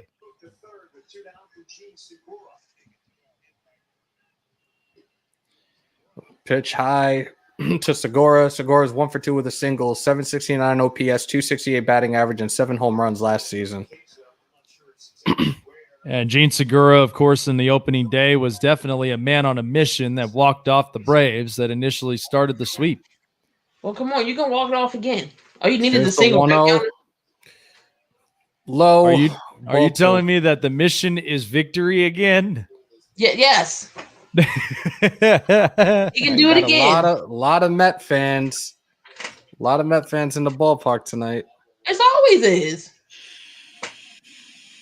Of course, all the East Coast, the fellow East Coast fans up out there. I will say, though, I mean, just kind of looking at this with baseball perspective, and after watching that game with the Texas Rangers where they are in complete full capacity, I Globe Life would have had an Park. anxiety attack.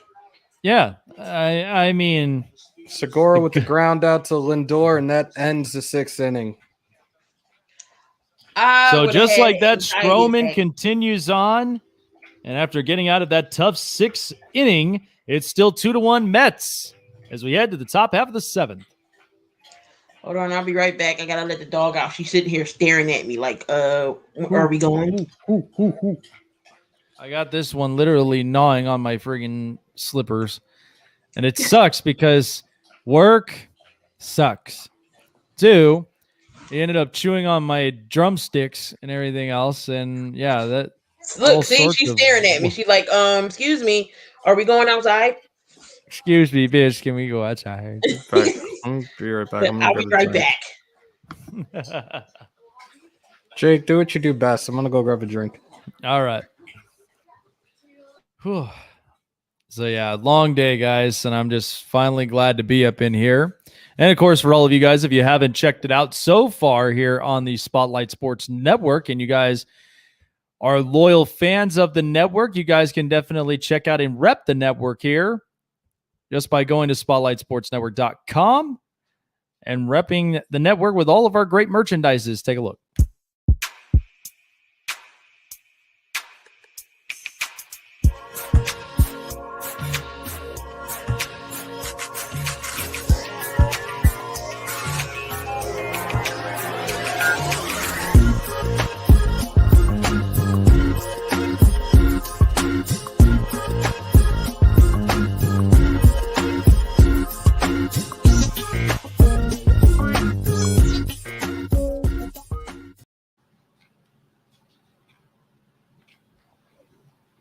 You're chewing on enough today, mush face.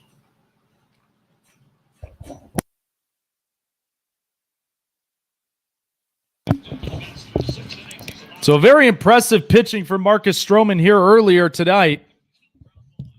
13 ground ball outs to his outing here tonight. And, of course, a couple of strikeouts to his credit. And that's what has kept the Mets in a real good spot in 2-1. And, of course, looking at it, Dominic Smith's 2-run home run. That gave the Mets the early 2-0 lead. And then Didi Gregorius followed up with his solo home run of his own. And that's where the Phillies now had their cut deficit.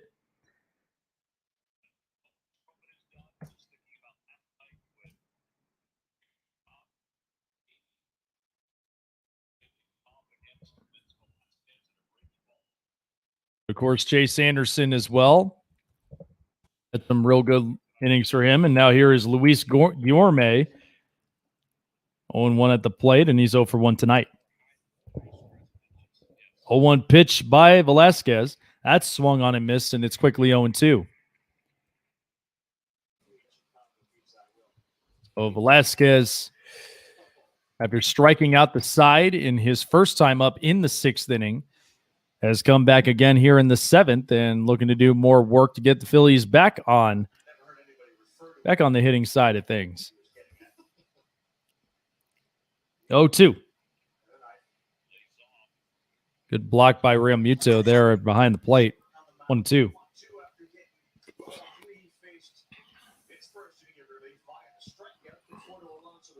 Okay, just up. Yay.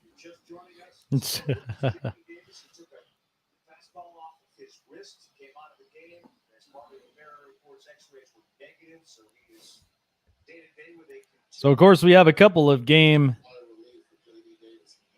updates there as I was fouled 1 and 2. Yankees leading the Orioles in the top of the 8th inning 4-0. And, of course, down in Cincinnati, it's at the bottom of the 8th, 14-1 over the Pirates. As that's the Reds. Count from here, bottom 6, 3-2, St. Louis over Miami.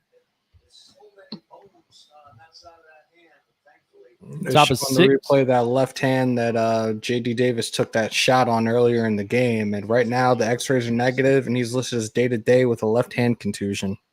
So a good thing for J.D. Davis to at least be day-to-day, because could be a lot worse than that.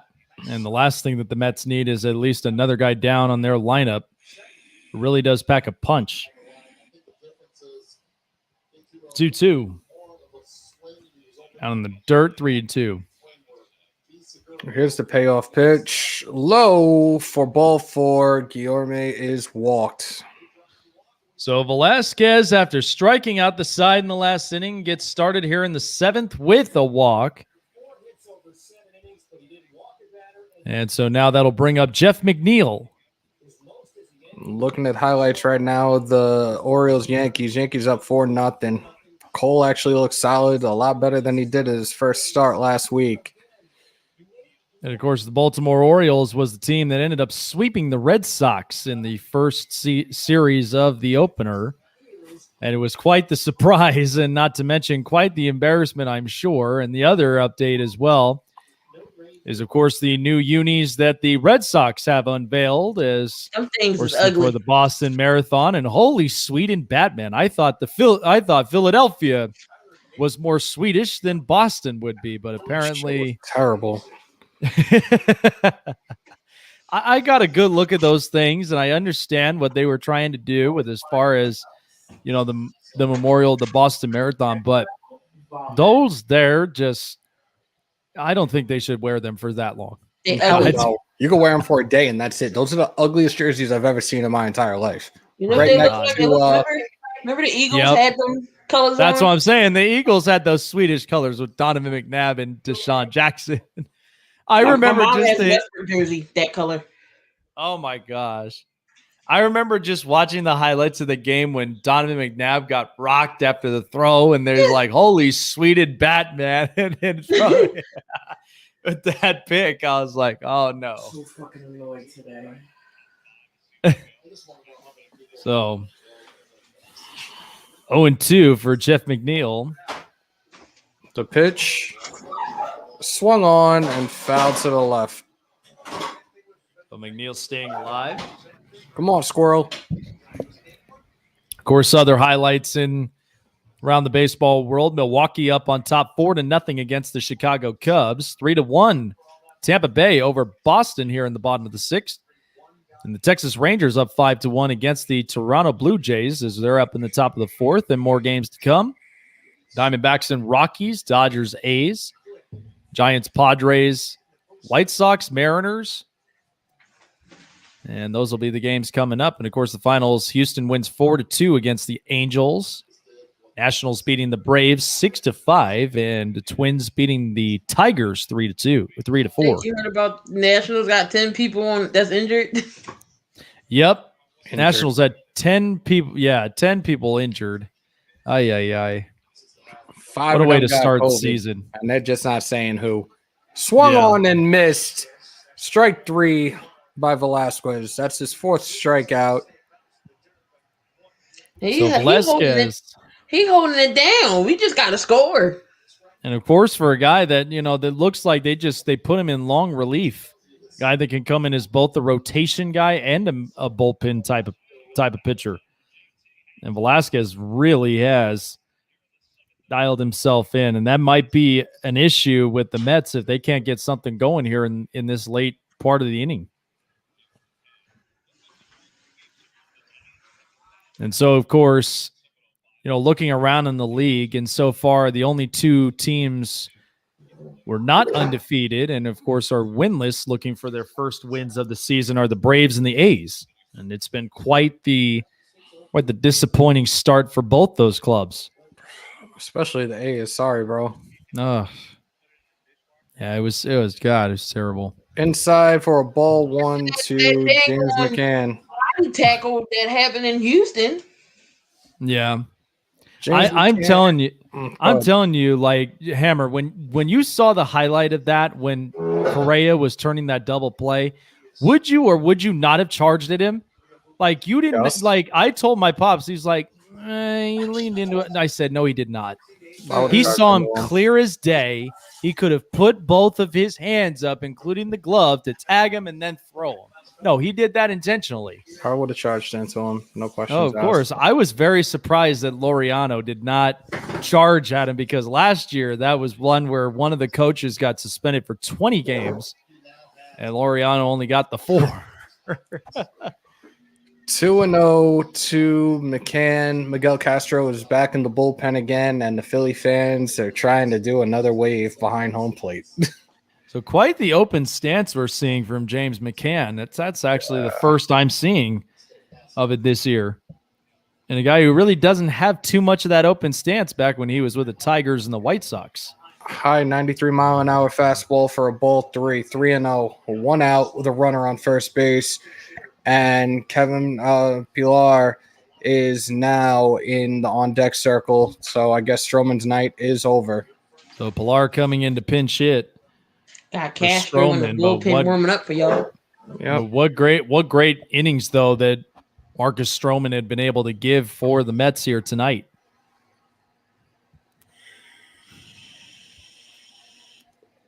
Where Stroman 6 innings, 3 hits, 1 earned run, 3 strikeouts, and gave up 2 walks. Yep. A nice solid outing for Stroman tonight. The Mets now have a runner on first and second base with Pilar coming up to bat. Pitching coach is coming out to speak with Velasquez. Because Girardi ain't moving yet. And already 4 strikeouts for Velasquez, and now he's in this tough jam with 1 out and 2 on. And one that the Mets really want to extend their lead in any way they can, and with Kevin Pillar checking in.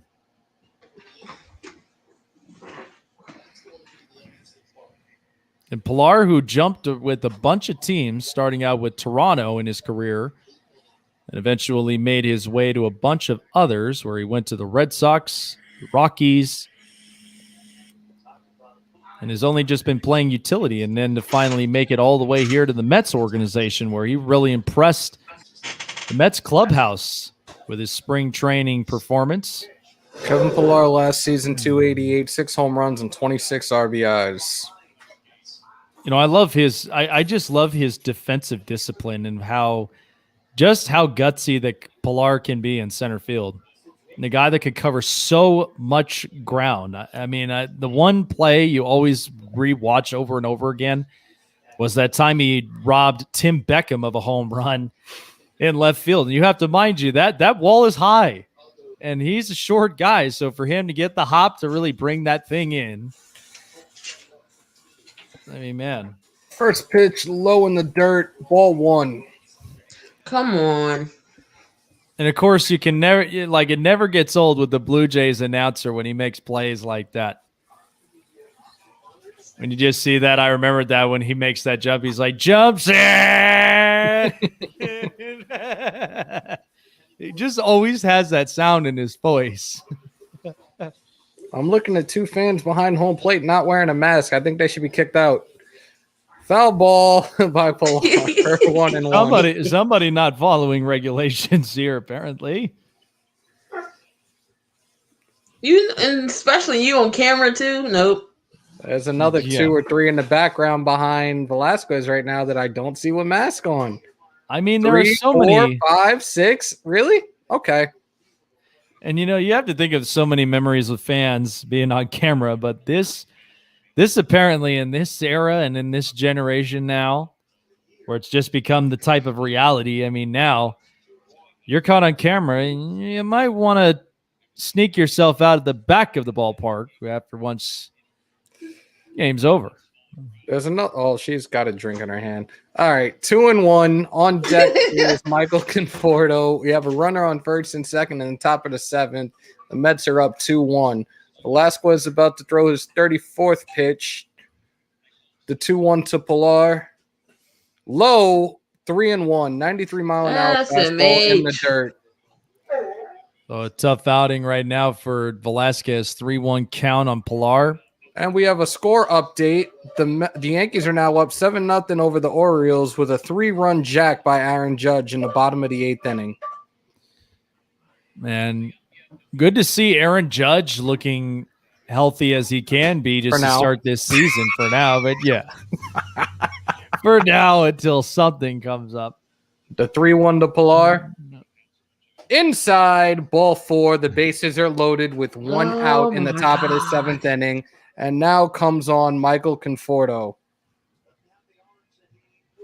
Wow, Conforto for Nimmo? Wait, am I wrong? No, I'm wrong. That's Brandon Nimmo that's coming up to bat. I'm sorry, guys. I apologize. What? Y'all ain't got nobody up? Y'all trusting Vasquez? Vince Velasquez has faced 7 batters with 4 strikeouts and now just had his 3rd walk. Ooh. Man, so something that started out red hot just now became cold, and now he's in a tough jam with bases loaded. And the lefty Brandon Nimmo. And whatever you want to, and whatever you do, if you're the Phillies right now, the last thing you want to do is leave a pitch that's just going to be smacked somewhere where the Mets might extend their lead. There's another pitch in the dirt to Nimmo for ball 1. Yeah, I think at this point, if you're Joe Girardi right now, you should be warming somebody up into the bullpen up to this moment. Because at this point now, anything could really happen. Vince Velasquez is 18 balls, 18 strikes, and his 36 total pitches. That is not a good look. Nope. You got coming out in a crucial McCann and Guillorme all on base right now. In a crucial spot with bases loaded in the late inning. It's not exactly what the type of showing you would want from your reliever. Absolutely. Yeah, JT, talk some sense into him. Tell him something. And the 1-0 pitch to Nimmo. Outside, ball 2. SMH. Let's go, Mets. And, of course, this is a beautiful position if you're the Mets right now, because if Nimmo ends up getting up on base and they score a run, that means they got to deal with Francisco Lindor. You have Brandon Kinsler in the bullpen right now for the Phillies warming up. Here's a 2-0 pitch by Velasquez. 2-1.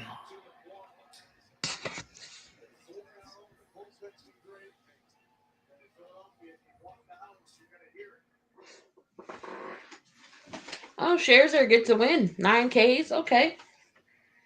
Yeah, the Nationals are looking really solid so far for their pitching. Yeah, it's because they didn't play us.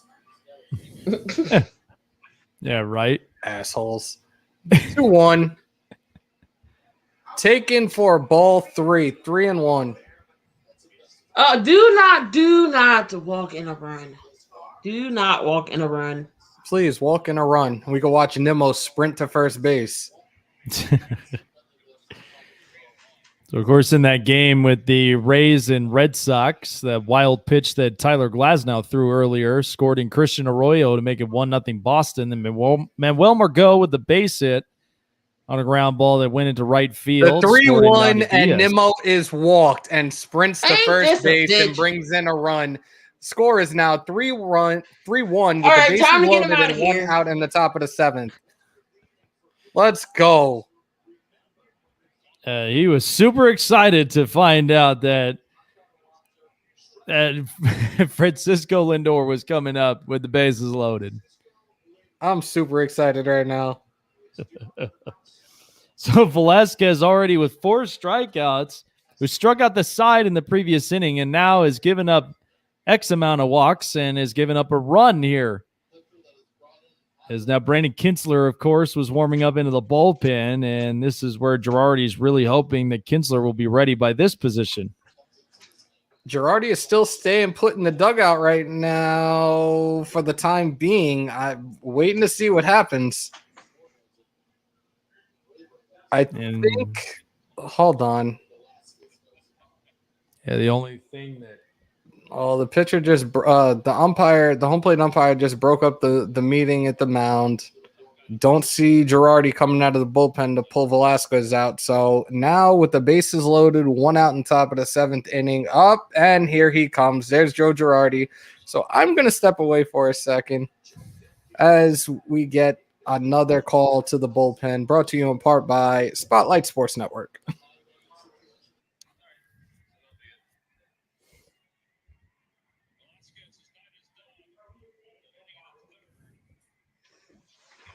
About time. Like, why would you even leave him out there to roast like that?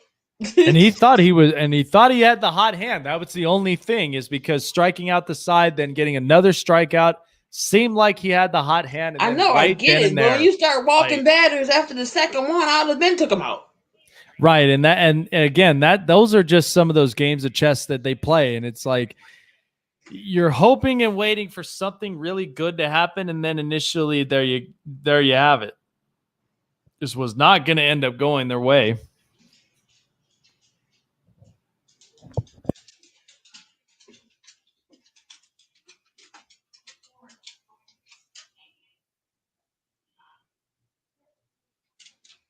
I would take my time jogging from the bullpen to the mound. That's a long way.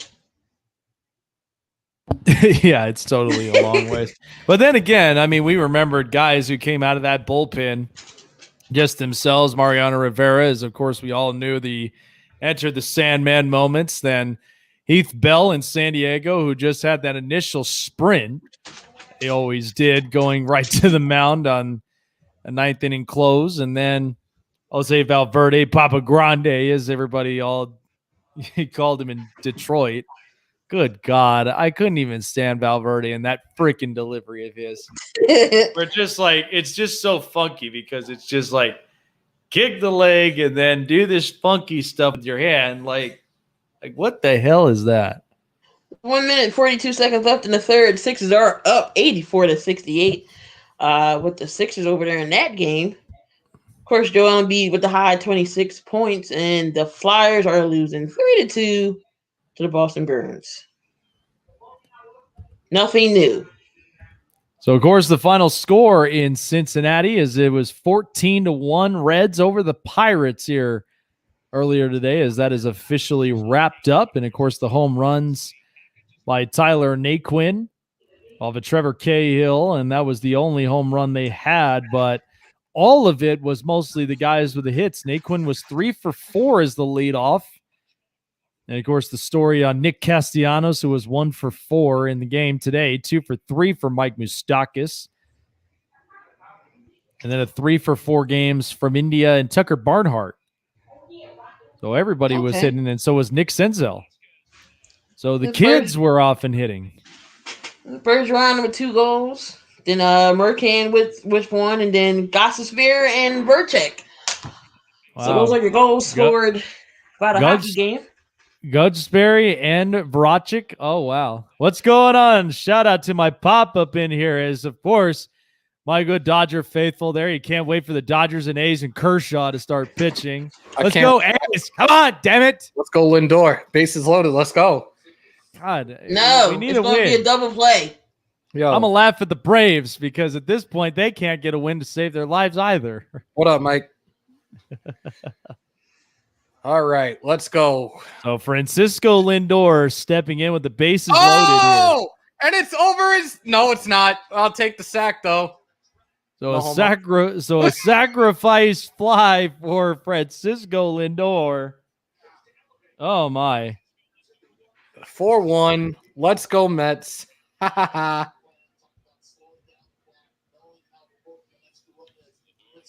thing was... I know it always looks like that sometimes when you get hits like that where it almost looks like it's sailing and you could just see the outfielder just pulling back and going to make the catch. It's hard to tell. Damn it. But it's a 4-1 Mets game. I got you, dude.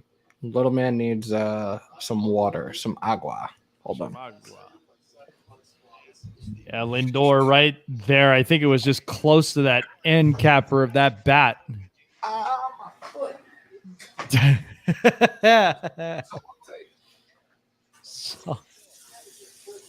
So there you go. If that would have been over his head, Mets. if that would have been over his head, that would have been bases clearing. Yeah, that would have been bases clearing at the end of it. So Conforto there with a strikeout, him 0-1 with 2 out. And runners at the corners here.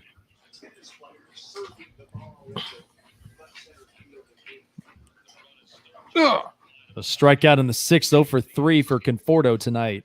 Conforto. A little pickoff attempt over at first base. As Brandon Nimmo up over there gets it back to Brad Miller and no go. Pete Alonso waiting on deck, and then it's Dom Smith who had the 2-run homer. He's sitting in the hole.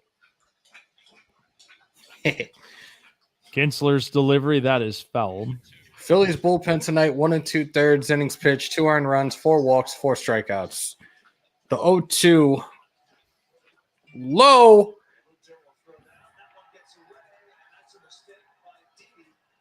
And there's another run in.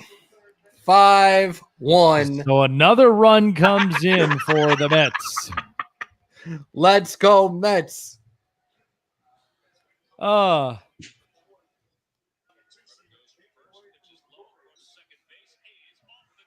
Yeah, that was the pressure situation there. And Nimmo, I will say, though, this was very aggressive with both of them because the fact that Brandon Nimmo goes for a steal for second and Gregorius, who tried to nab the tag, did it too fast and anticipated it. That's what bounced off the glove and allowed James McCann to score uncontested.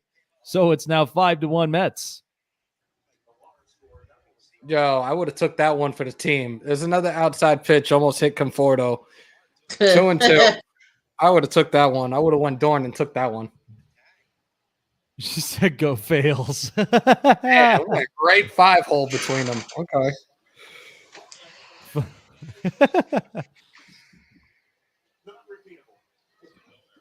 That is funny that thing went right between his legs and there was no other movement but a good scoop. Over to right field. That's another run. Nimmo comes in to score. Oh, yeah, this game's done. Conforto with a double. The New York Mets are now ahead 6-1 in the top of the 7th inning. Well, it was a beautiful approach from Conforto here. And that one that was just low on the box, and all he did was just a little dumper right there in the right field to Harper. And Conforto was able to get there to second. And Nimmo scores 6-1. Well, that was a good job from Conforto, knowing how low that pitch was going to be and extending the bat head out and just allowed it to kind of pick it up, but still being able to get the base hit. And Harper, as soon as he goes to track it down, that's where Conforto really turned on the burners and got it right to second with a double.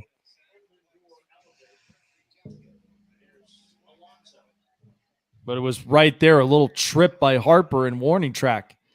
That's what caused Conforto to be able to get there. Polar Bear is now up for the So Mets. Pete Alonso. Polar Bear is 1 for 2 tonight with a double.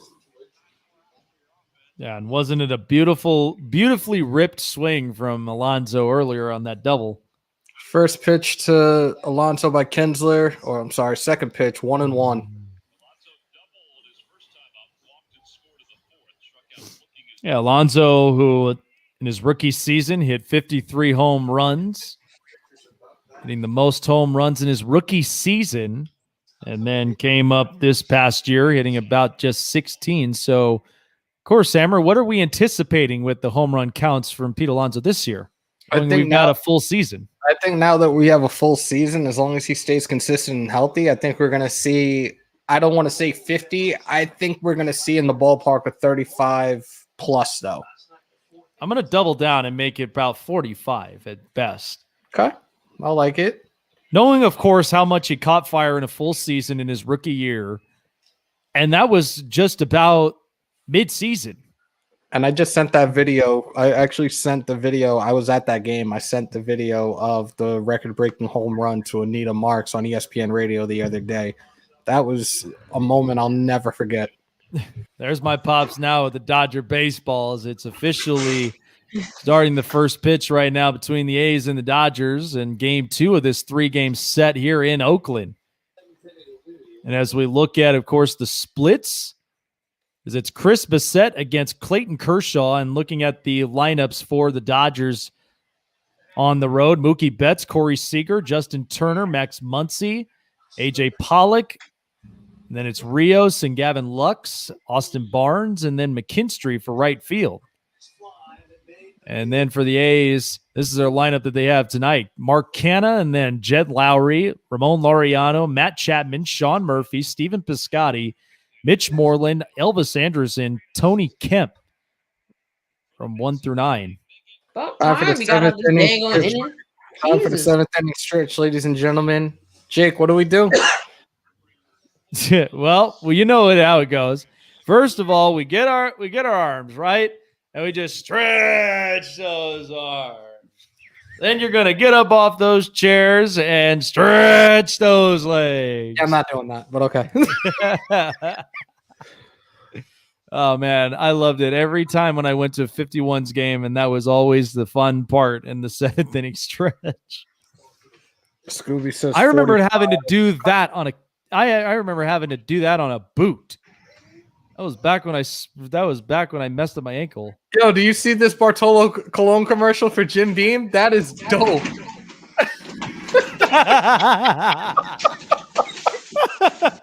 Damn it, bring him back. Bring it back here. Get back here.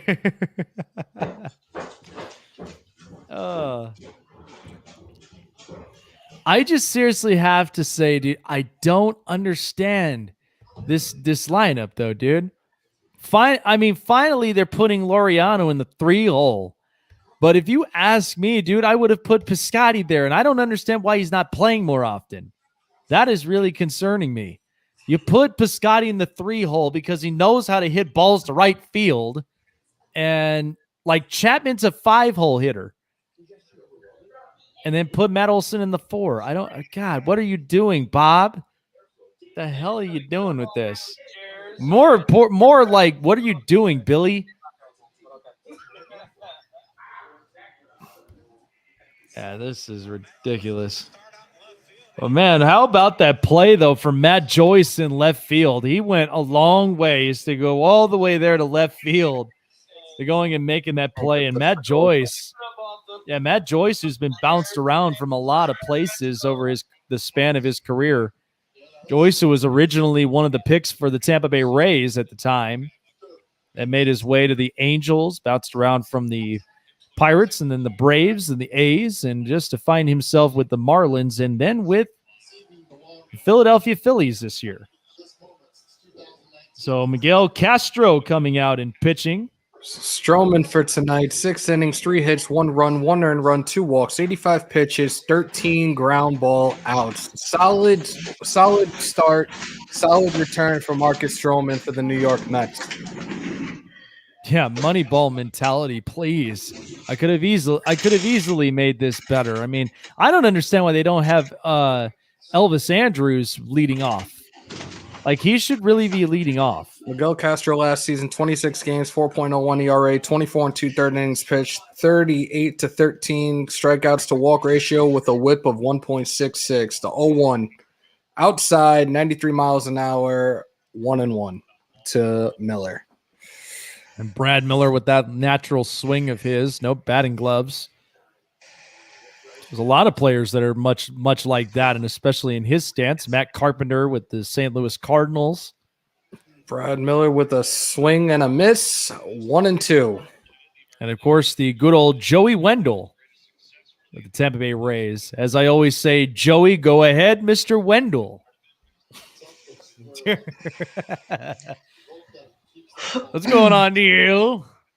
What's going on, Marty? Pitch way outside, Neil 2-2. and Marty, what's going on? What's going on? What's up, Neil? Marty, what's up?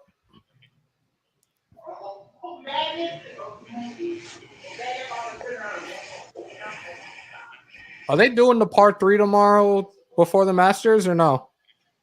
I think they might be. I'm gonna try to see if I can find it and watch it. That's like the one thing I actually enjoy to watch. Oh, the Masters Swung on and missed. gorgeous at Augusta. Strikeout by Castro. So Castro starts the inning off with a strikeout here in the bottom of the 7th inning. And now we've got Quinn up to the plate. Well, yeah, it's a beautiful sight there in Augusta, Georgia. One of my friends who had been to the golf course before and has been there in Augusta. It's a gorgeous spot. It's nothing but just nature. It's trees, it's grass, it's all sorts of great stuff. And of course, the legendary tournament, the Green Jackets. No, Neil. Nope. Roman Quinn is all 0 for 1. This is all just memorabilia from my family in New York, in Long Island. See, now you're gonna get them to freak out. Of course they're gonna freak out. 97 mile an hour to the outside, 2-0 to Quinn. So Roman Quinn, who was hit by a pitch in the 2nd inning, and 0 for 1 tonight.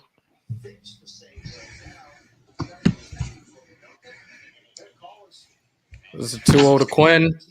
Swung on, fouled to the left side, 2-1. And Roman Quinn really hoping to at least, get some opportunities to get some at-bats and even some defensive play. And the fact that, Scott Kingery is down in the minor leagues to really work on his swing and get him going. And then eventually, Andrew McCutchen getting back in the lineup.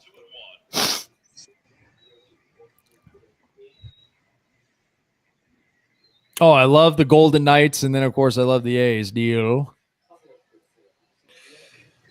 The Jets, Nets, Mets, and Isles. Wow. So anything with ETS That's a at combination. the end, that is a combination. And then the Isles.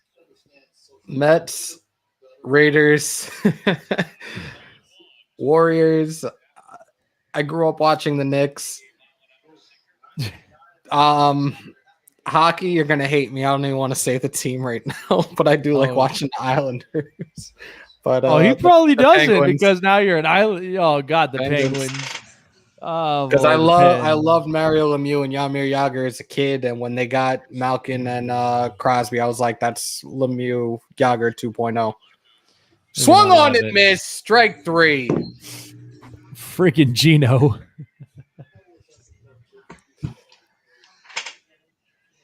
Yeah, he is. He's utility. He's second in outfield. Tony Kemp, of course, that we mentioned. Yeah, Tony Kemp's in outfield, and you're probably thinking of Matt Kemp, Pop. That's the wrong Kemp. That's what I was like, huh? I was like, he does play outfield, but he's utility mostly, but he plays second. Matt Kemp, aka Rihanna's ex-boo. Oh my God. How long did we even hear beast mode from him until it eventually died off? True. There's a pitch outside, 91 mile an hour fastball called for a ball, 1-1. Adam Hazley, 0 for 1, 690 OPS, 278 batting average, 13 RBIs last season. I just loved it in that All-Star game in 2011 or 2012 where he's just like, I will let beast mode off his leash. Like, come on, man. And there's a hit to right field, legged out by Hazley for a double. So the runner on second base, 2 outs in the bottom of the 7th. The Mets are up 6-1. Neil, what part of Brooklyn, bro? And spread the word. Get some more Met fans in here. I know we're late in the game, but come on in, have some fun, show some support, show some love. Much appreciated, brother. Boy, beautiful placement there on that hit as Hazley was able to get that thing in the right field. And now we've got Rhys Hoskins up at the plate. Pinch hitting, 245 average, 10 home runs, 26 RBIs last season. Yeah, Rhys Hoskins really hoping to at least be one of the big-time power hits. Yeah, he was. Oh, yeah, he did play outfield last night. They probably had Lowry play second. They had Lowry play second, and then Andrews, and then, Chapman there in the infield. Castro with the pitch inside, ball. They probably had him in outfield because Chad Pinder's on the DL, which that sucks. 1-0. David Hale now in the bullpen for the Phillies, warming up. Nola's going to have to do a complete game tomorrow because we're using all our bullpen tonight. Yep. Yeah, good luck with that.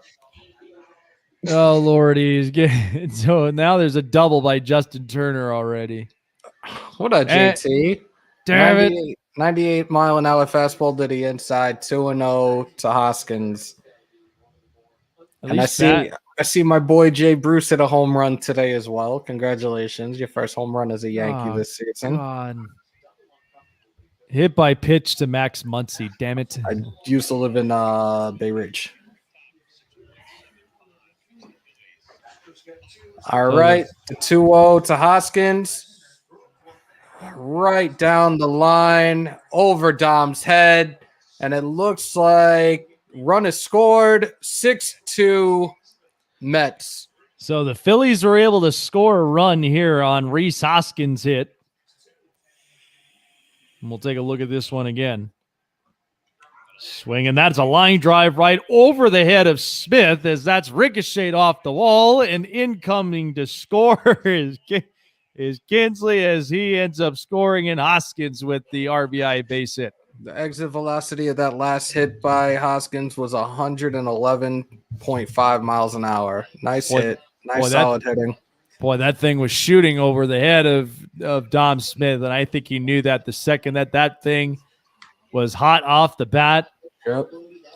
Lucky enough for Castro that it didn't end up going over the wall. That thing looked like it had the distance to go. But what an approach by Hoskins to pick that thing up. And they're going to run into his credit.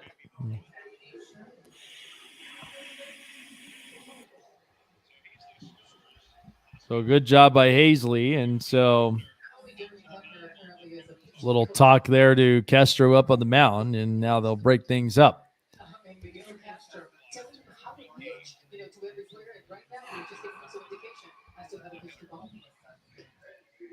Runner at first, and now we've got Baum at the plate. Muncy got rib beam, 2 on, 2 outs. Damn.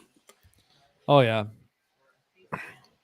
The former Oakland Athletic, Max Muncy, in Oakland again. Woo! Right down the pike. 0-2.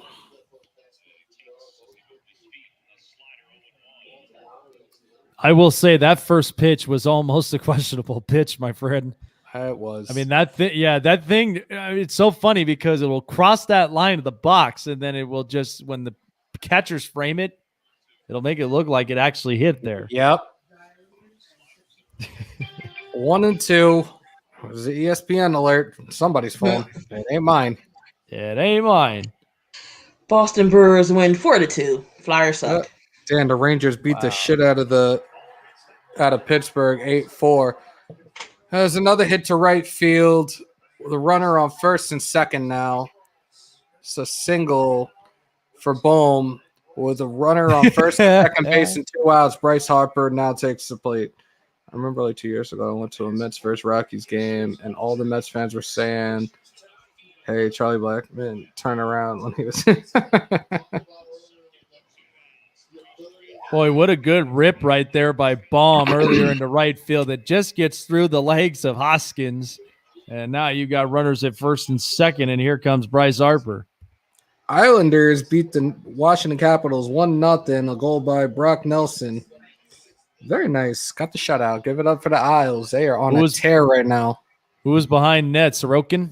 It was. Hold on. Because Sorokin's actually looked real solid. Varlamov. Oh, Semyon Varlamov. I think there's something about the Islanders with their goalie tandems. I don't understand it. It's been solid over the last few years, though. It's been recent years they've been solid because it wasn't always like this for them. It was not. It was really not, because the only one they had to rely so heavily on was Thomas Greiss. Then eventually they got Robin Leonard in for Buffalo. And then the second Leonard leaves, you bring in Semyon Varlamov. They're still tough. And then Greiss goes to Detroit. Now you have Varlamov and Eli Sorokin. And they're still like, what the hell? Is there some sort of coach that's over there that's really helping? It's giving so much life for the fans on Long Island. I like the diehard Islanders fans. Like, whether they were in the Coliseum or Barclays with the bags over their head, like the Islanders have been a contender the last couple of years, and I absolutely love it. It's more exciting for New York sports fans as a whole. Like, I absolutely love that. Oh, of course.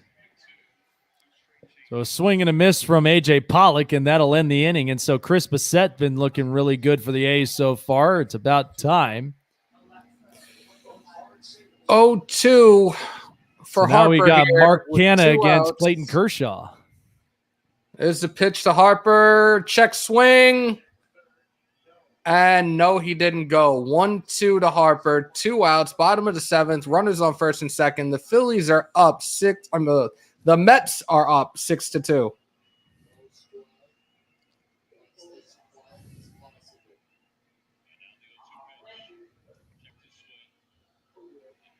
What you mean, BL? Yeah, what you mean? Here's the 1-2 to Harper. Lace to the left, foul ball. 94-mile-an-hour fastball. Harper continues to stay alive. Harper tonight 0 for 3, 962 OPS, 264 batting average with 13 home runs last season. We need Bryce to get a hit. No, we don't. And of course, I know his brother-in-law.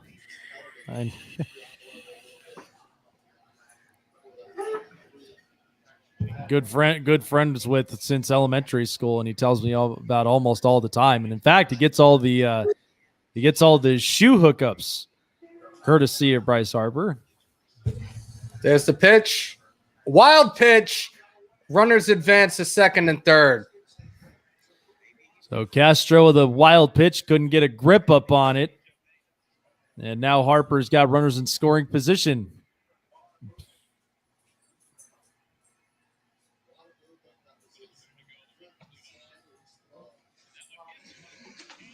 Yeah, Neil, you're not lying with the New York sports bet at times. They seriously need some juice. And now Sam Darnold is officially a Panther. That just means that Zach Wilson's going to be a Jet. Take it easy. Y'all beating us. What you talking about? I've been saying that, especially from the time the trade happened. They want Zach Wilson. That's it. That's the thing. They want Zach Wilson. But I'm telling you now, and I'm telling you, it's going to be Zach Wilson and Travis Etienne. I'm going to keep saying this until we see something different with the Jets when it comes to quarterbacks. The New York Jets and the Chicago Bears are QB purgatory. Whether you want to hear it or not, that's exactly what it is. Honestly, the Bears are more in quarterback purgatory than anything else. Andy Dalton. Oh, deep ball to left center, and it is caught by Brandon Nimmo to end the inning. Mets do up Dom Smith, Luis Guilherme, and Jeff McNeil as we head to the top of the 8th inning with the New York Mets up 6-2 over the Phillies. Boy, what a lucky break right there. Oh, yes. Yeah. There we go. Yeah, I got the adjustment for you, bud. I get you. You already beat me to it? Yep. Already on top of it, Rose.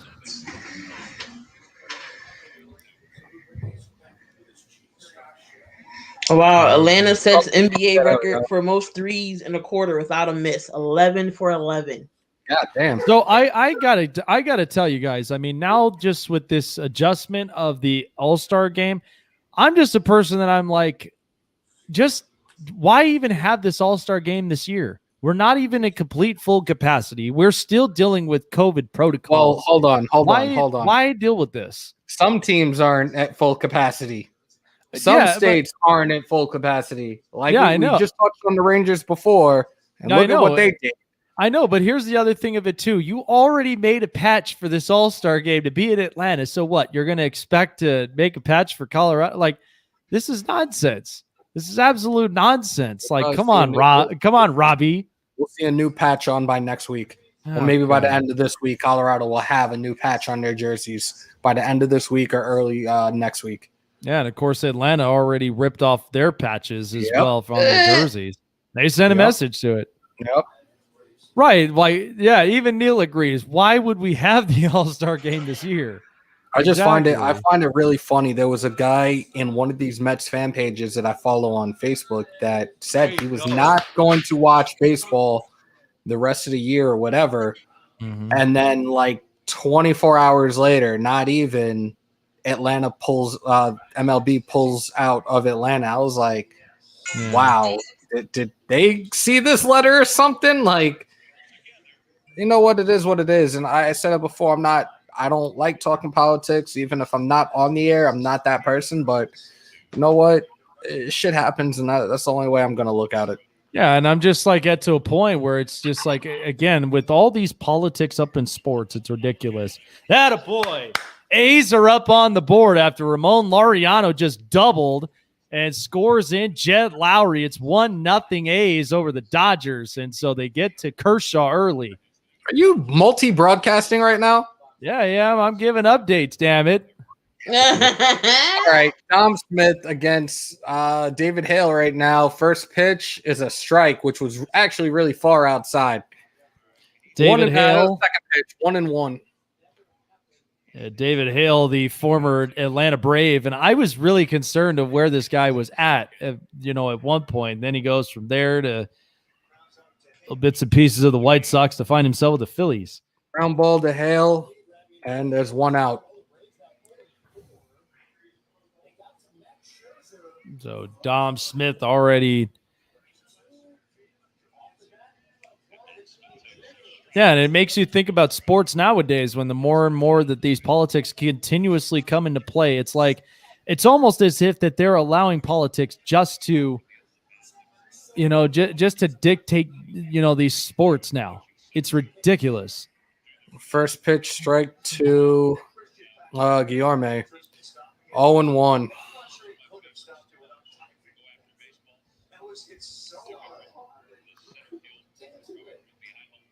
And high and inside for a ball. Guillorme 0 for 1, 765 OPS, 333 average, 9 RBIs last season. Here's the pitch. Low, 83 mile an hour, 2-1 to Guillorme. 4-0 Brewers over the Cubs in Wrigley after home runs by Travis Shaw and Omar Narvaez earlier in that game. It's another the 2-1 to Guillorme, way outside, 3-1. Yeah, I got to ask you, what do you think of that kid Jazz Chisholm in Miami? I was hearing about him dude, yesterday. he is like, just wow, running around the whole bases. Like, he's really showing up a lot of these base runners. Yeah. I was hearing about him yesterday, and I had to look him up, and I'm like, yo, what's the deal with this kid? Yeah, what of all places, the Marlins. Like, he's just literally making a name in the Marlins. 3-2 pitch. It's swung John on and fouled by Guillorme. Yeah, no, BL is right about that. It's John Dill secret program agenda to cause confusion. Freaking John Dill.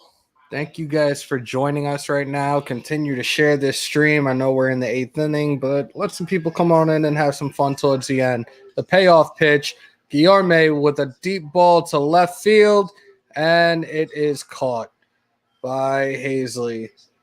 2 outs, top of the 8th. Mets are up 6-2 over the Phillies. And now batting, Squirrel, Jeff McNeil. Squirrel!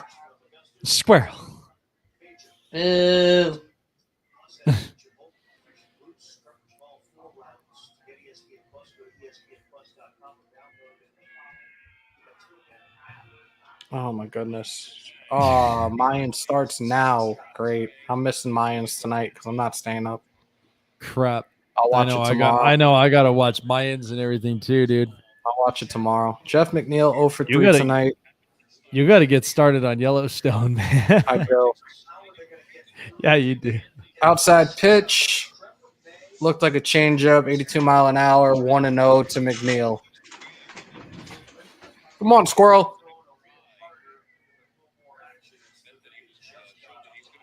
You have Trevor May and Uris Familia in the bullpen right now, warming up for the New York Mets. 2-0 to McNeil. All righty, Pop. I'll see you later, and then I'll be waiting for your phone call. Hi, Pop.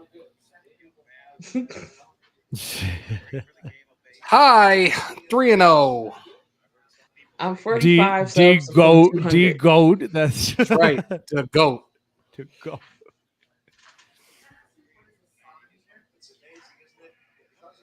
Well, y'all shouldn't have took him out. And that is all for McNeil. Looks more like McNeil looks more like a gopher than a squirrel with that face of his. Leave the squirrel alone. He looks more like a gopher. Like I'm looking at his look at the bullpen stinking tonight. I mean, we was down to lose a game. And we were just talking about this much improved bullpen. Well, doesn't look like it was vastly improved. James McCann now stepping to the plate. Titan in the background making some dinosaur sounds that I don't know why. Jackson's as quiet as a mouse right behind me and everything. You having a doggy dream? I'll have to send him somewhere. He's having a doggy dream after he already bashed up and ricked up my drumsticks. 91 mile an hour. That is not a tree. That's not a tree stick. You don't just stick it to it. Like you just get him some bully sticks. He'll be in heaven. Yeah, right. Well, you don't want to give him the forget me stick. That's terrible. Come on, Neil. Be nice. Hey, be nice. What's wrong with me? Yeah. Down 4-0, top of the 8th against the Brewers. That was a given. No, we had the Brewers. They're not at the screwing top. this up, Neil, because the Brewers at the top this year. Phillies bullpen stinks tonight. And again, I could not believe the trade that sent Orlando Arcia over to the Braves. Because now I guess that means it'd either be, I think Colton Wong's going to stay up at second, but I think that means Keston Uria might go to short.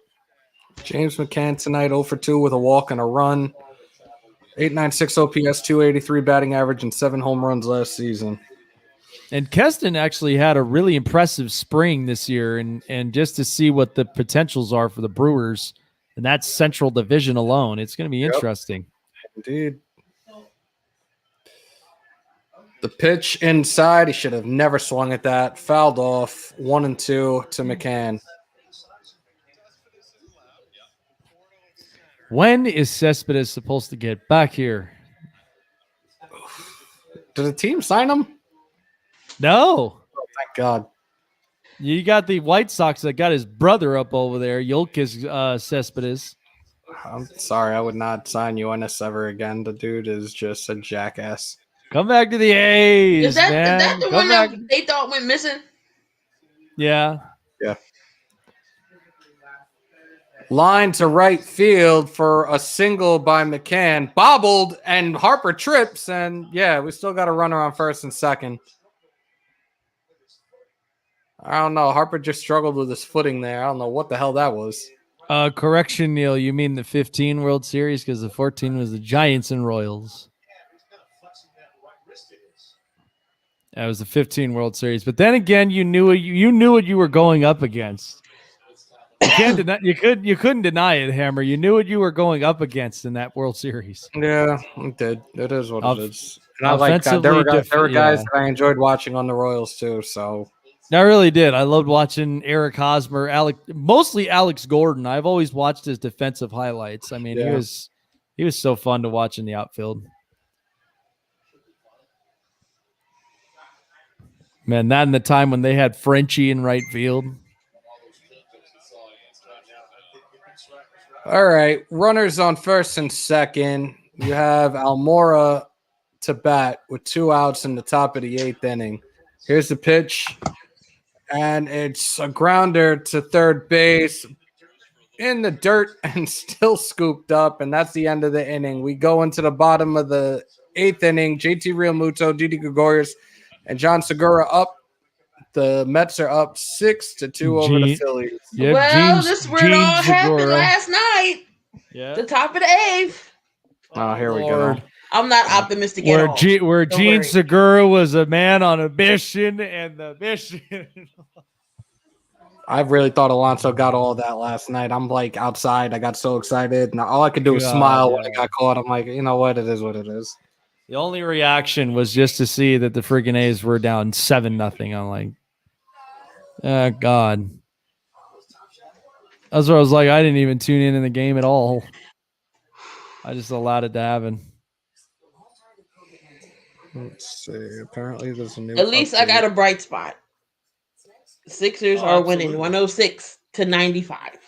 Yeah, EJ is just pushing for the Pacers to tank right now. He's like, I don't care what they say. All I want is the Pacers to tank. Give them all away. Embiid with 35. I think my. Hold on. Freaking Joel Embiid. Oh no, they liked it. I thought they were watching me right now.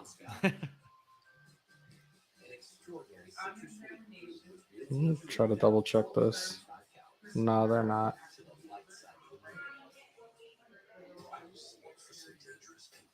Freaking that's like every fan though, Neil. I don't get it. We're already 5 games in the season, and everybody's already doing the trash talking. I don't get it. I really don't get it. I'm only 2 games into the season. Just putting it out there. And what Oriole fans, to be honest, what Oriole fans are really talking trash?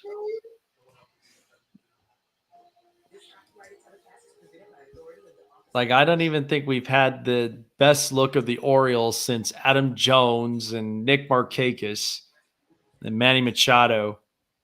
So the Mets bullpen last night, 2 innings pitched, 4 hits, 5 runs, 1 walk, 1 strikeout. Tonight, 1 inning pitched, 3 hits, 1 run, no walks, 2 strikeouts. And now we have Trevor May on the mound for the Mets in relief. So Trevor May, the newly acquired New York Met from the Minnesota Twins. Last season, 24 games, 3.86 ERA, 23rd and 1/3 innings, 38 strikeouts, 7 walks with a whip of 1.16. Oh, well, there we go. Dodgers tied 1-1. And he is going to take on the heart of the order right now. Yeah, Trevor May. I mean, I thought this was an interesting acquisition for the Mets, and then not to mention for the bullpen side of things. Because Trevor May does have some stuff, and watching him in a couple of highlights with the Minnesota Twins was good stuff, and some real good promising stuff for that Mets bullpen. First pitch to the outside, check swing, and it is a ball. 1-0.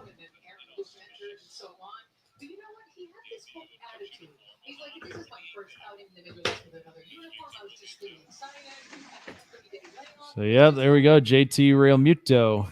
Strike 1. Yeah.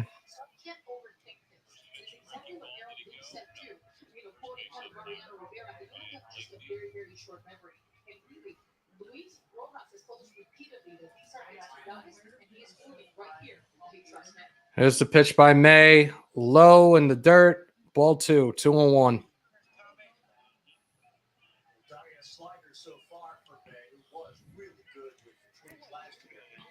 Oh, geez. How rude, Neil. Make the Sixers lose, or I'm going to give Bill Belichick to cast whatever spell he did on free agents this year. Well, the Sixers lost. I'm sorry. I mean, they won. My bad. I'm sorry. That Embiid had 35. Foul ball by Real Muto, 2-2. And what? The Patriots are going to go and get Teddy Bridgewater if there's still any water under that bridge? Are we I just realized, are we looking at Darnold as a backup quarterback right now? No. Darnold has to be a starter. You have got to do this right for him. Oh, we'll see. Because, good Lord, you're telling me that you're going to put him in the backup with PJ Walker and with freaking no. The 3-2. And it's hit to shallow right field. It is caught by Michael Conforto for the first out. I guarantee you that if you asked Darian that question about Darnold, he probably would have dropped his phone and go, "Child, you bugging. Darnold is a starter." I can't. Dodgers and Athletics tied 1-1 in the second inning. Yeah, freaking Austin Barnes with the double. He said I'd Titan, rather can have you Teddy cut as a your backup shit? than Mariota. No, Teddy is a backup. Marcus Mariota is a backup. Fitzpatrick as a backup. There's a pitch to Gregorius high for a called strike Wow, one. Neil has That five one. jerseys. Oh my God, Neil. Gregorius, 827 OPS, 284 batting average last season. He's 1 for 3 tonight with a home run. There's another pitch, hit, foul, 0-2 to Gregorius. So you'll be doing this with Zach Wilson then, I'm guessing, for next season. Do not get another Jets quarterback. Somebody else. Yeah. Somebody else, please. Bring back Mike Vick. Either that or Mark Sanchez. Dirty Sanchez. Dirty Sanchez. Oh my goodness, that was close.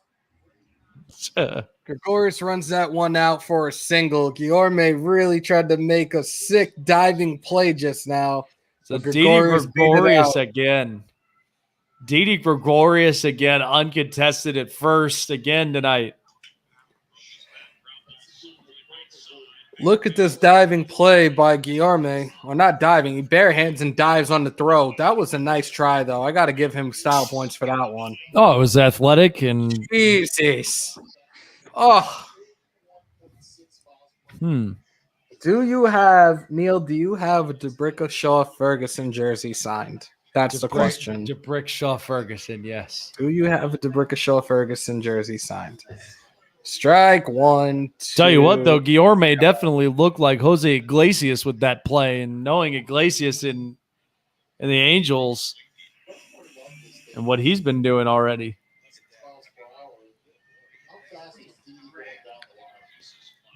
Oh God, baseball should not even have posted that. They really called it that.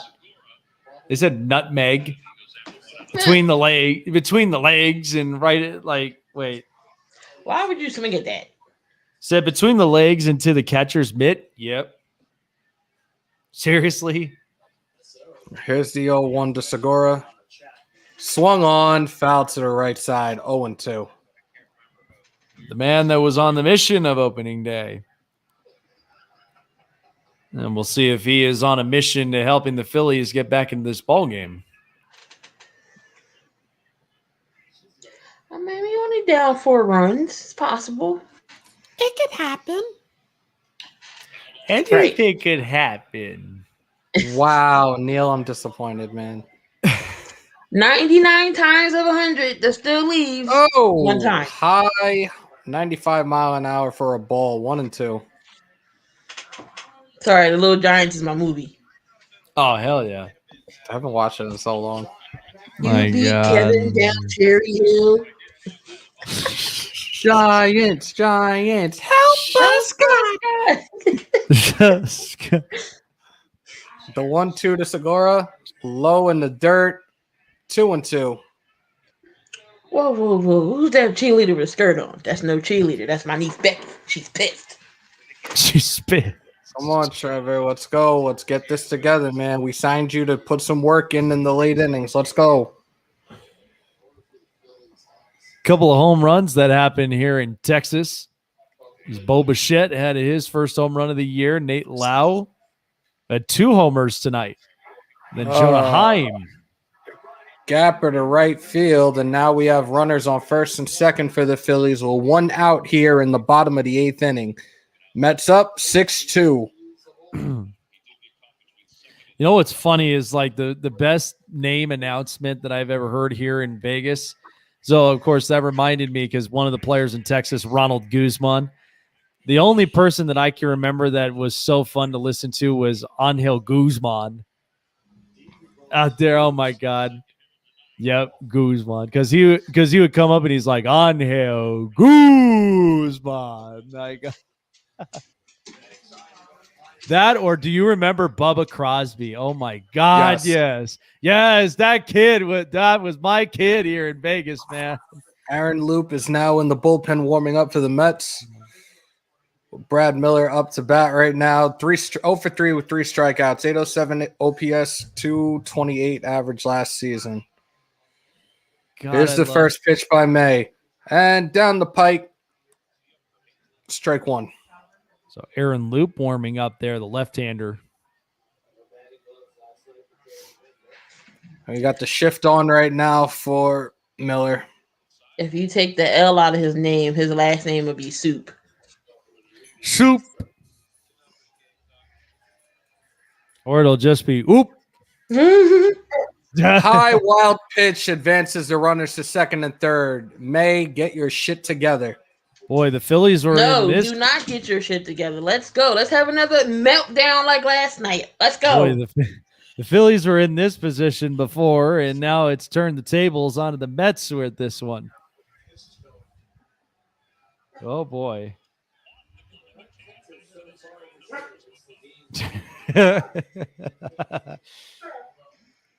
Yeah, that Titan feels that his TC says, He just went the other way, too, with that. He's like, nah, I'm not watching this no more. 1-1. Runners on second and third. The pitch. Low for ball 2. 2-1.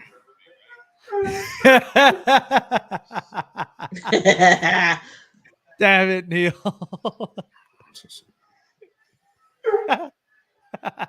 Oh, my God.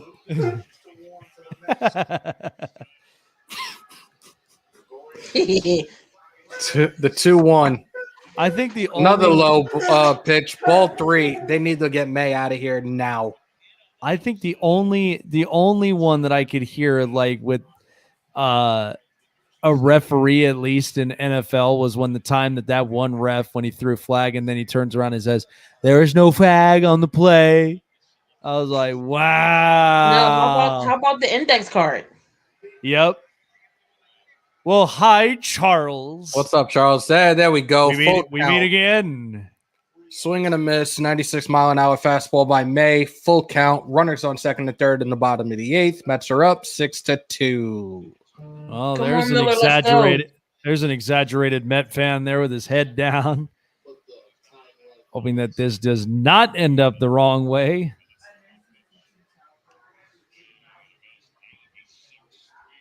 Boy, good, powerful. And he's struck out. And Miller is in the face of the umpire right now.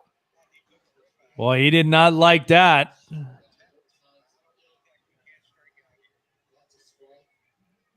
And then that is a tough position. Right on the edge. Definitely look at it. 2 outs, bottom of the 8th. Yep, right there in the corner.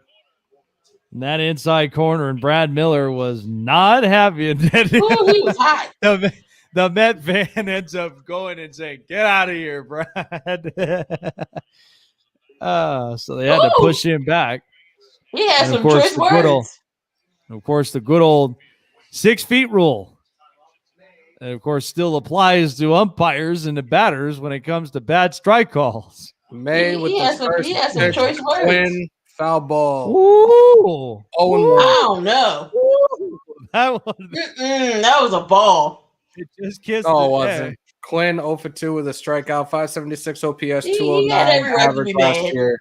And again, you have that one that was on that outside spot. I mean, listen, as all of us as baseball fans, we never can expect the perfect pitch. We never can. And there's still some of us far and wide that are still pushing for automated strike calls and umpires. 0-1 fouled by Quinn, 0-2. I mean, look, you can push for this all you want, but as I've said before, the only thing it'll take away is just the morality of the game. We're used to being in the umpires' faces for bad strike calls or whatnot.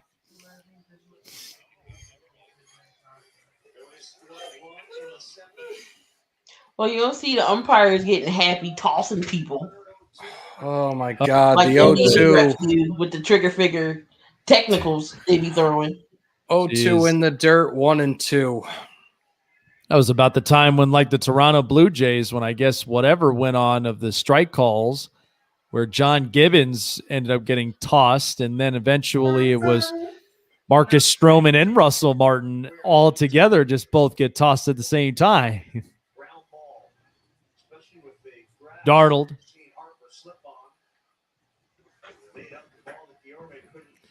Another pitch in the dirt, 2-2.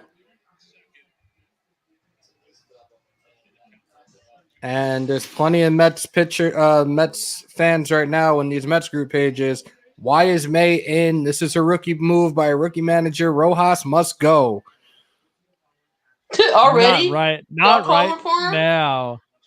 Not right now. They're already starting. Jesus, it's only y'all second game. Why are people overreacting to a freaking season that is so long? We The haven't 2-2 started yet. strikeout, lights out. That is the end of the 8th inning with the Mets due up. Brandon Nimmo, Francisco Lindor, and Michael Conforto. We head to the top of the 9th with the New York Mets up 6-2. And delete that tweet, please. Because now Trevor May got you out of the inning. Now may the odds be in your favor. Oh, geez. Yep, the home plate umpire is on the target now. He's being targeted. Philly players are not happy with this. I was thinking about that earlier today. Darnold goes back to playing with Rodney Anderson. And you know what's funny is that the last game is against the Jets. That's going to be funny. That is going to be fun to watch. Zach Wilson against Sam Darnold. Who shall be the ones to see ghosts first? I'm curious to see what Zach Wilson can do in the NFL.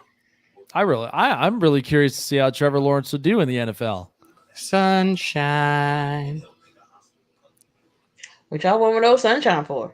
Yeah, Neil. They just added that on there. They're on the road.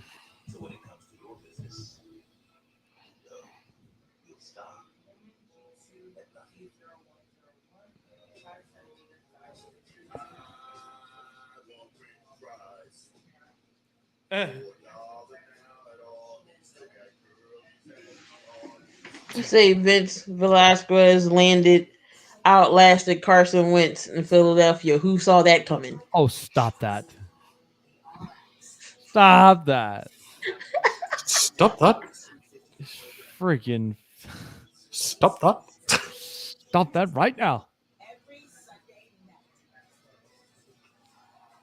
I say.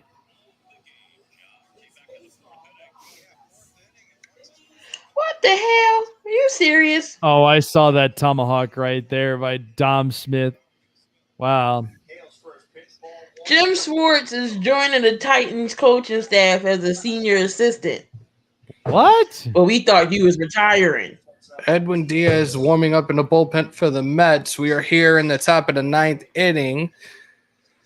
Excuse me, with Brandon Nimmo up to bat, 0 for 2, 2 walks, an RBI, a run, 277 batting average with 8 home runs last season.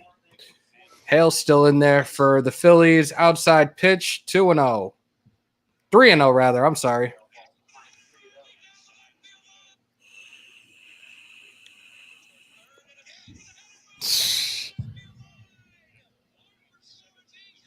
There's the pitch.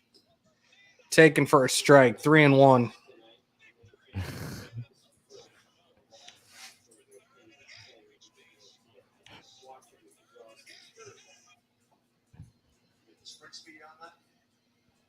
There's the pitch. Outside for another walk for Brandon Nimmo as he sprints to first base. You just never get old. Never get old of that. Get excited every time Frankie comes up. Francisco Lindor, Mr. Smile, 0 for 3 with a sac fly, 750 OPS, 255 average with 8 home runs last season. Oh, James Morgan? You mean that one guy from what was it? Damn it. 2-run homer by Max Muncy. It's now 3-1 Dodgers. Damn it. Outside 1-0. Yeah, James Morgan was that one quarterback from freaking Wake Forest. Who in the hell The 1-0 to knows? Lindor. Taken for a ball 2. A Puerto Rico. Hey.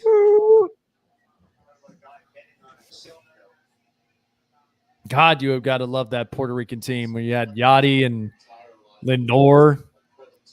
I don't care much for Carlos Correa up to this point, but that's a pitch on the corner. Strike 1, 2-1. Who the hell is James Morgan? Yeah, making a shirt. That damn quarterback. Oh, actually, yeah. I was playing Madden with the updated roster, and he was a starting quarterback for the Jets. Oh, my God. The 2-1 to Lindor. Making a shirt. Who the is James Morgan? And it was a fielder's choice. Nimmo out at second. Lindor safe at first. Sorry to say, but it sounds like somebody's gay cousin. Oh, God. James Morgan. Hey.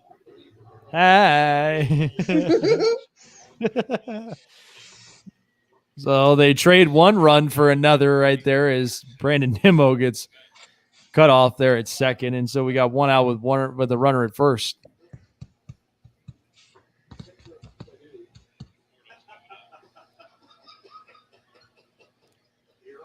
But I'll tell you what, though, how fun was that, just seeing Miguel Cabrera hitting a home run to right field in the middle of the snow? Telling you, that was dope, especially when he slid in the second base. I'm really surprised, though, that they even kept that going with the snow. I couldn't even believe that. That's the first time I've ever seen that happen in baseball. This is why those stadiums in the north need to have domes. I don't understand that. God, Minnesota needs to bring back that freaking Metrodome. Damn it, Edwin Rios with a home run, 4-1. And now the bleeding begins. As usual. Put the Band-Aid on, Jake. God, pour salt into it first. Good Lord. This is terrible. My TV froze. Okay, there we go. Eric Bischoff live in the Thunderdome. Oh, Jesus. That was Hall of Fame night. I wasn't watching that. Conforto 1 for 4 with a double and an RBI, 924 OPS, 320 batting average, 9 home runs last season. While all of us this year for the Hall of Fame is ranting and raving about great The 1-0 to Conforto hit to deep right field, and it is caught by Harper for the second out of the inning. Jake, is your oh wait, no, that's the Ducks and the Sharks. My bad. I would just say, is your team playing tonight? The Knights, I knew. They did play the other night, and they kicked the living crap out of St. Louis last night, 6-1. Alec Martinez with at least 2 goals. I wanted to just talk smack to Ty Walker so bad. I'm like, say.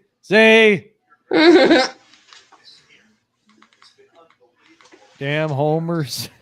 Pete Alonso now up at bat, takes the first pitch for a ball.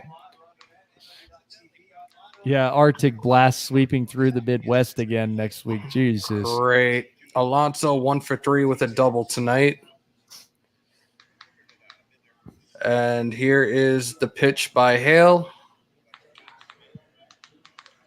Low and inside for ball 2. Pete Alonso, 824, 232 batting average with 16 home runs last season. Tonight, 1 for 3 with a double, a walk, and a run.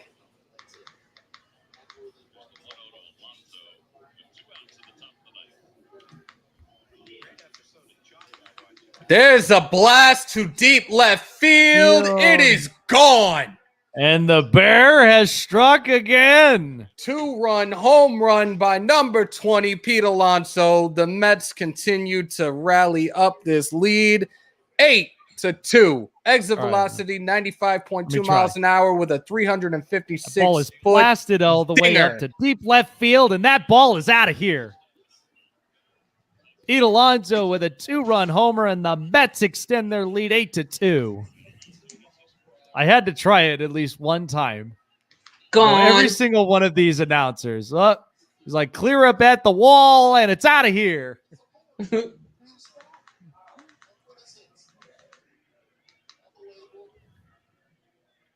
I wish she would have got that last night. I wish she would have hit that home run in the ninth last night, but I'm giving that to him tonight.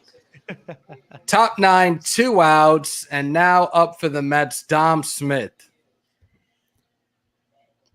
It's been kind of that part of the order right there for the Mets. It's either Pete Alonso or Dominic Smith. They gotta find. Oh, actually, no, it's Villar. It's Villar that's up right now. I forgot about the switch before. Oh, Jonathan VR. Most pulled home runs in 2020. Jose Ramirez had 17. Pete Alonso had 13. Luke Voigt 13. Marcell Ozuna 11. God, surprisingly, Marcell Ozuna, because he normally hits those things to center. BL, it's the second game of the season. Cut your shit. Pinch hitting career for Jonathan VR, 309, 4 doubles, 2 homers, and 9 RBIs. Pitch to the outside, 2-1 to VR. You know what's funny is VR only had that one breakout season with the Brewers a while back, and he was just an absolute stealing machine. There's a ground ball to first base for the out to end the inning. We go to the bottom of the night with Adam Hazley, Rhys Hoskins, and David Hale up to bat. New York Mets up over the Philadelphia Phillies, 8-2. And the funny thing of it was VR was a guy you would have never knew about in Houston. Of course not. Nope. Not until he got to Milwaukee. I was like, what the hell?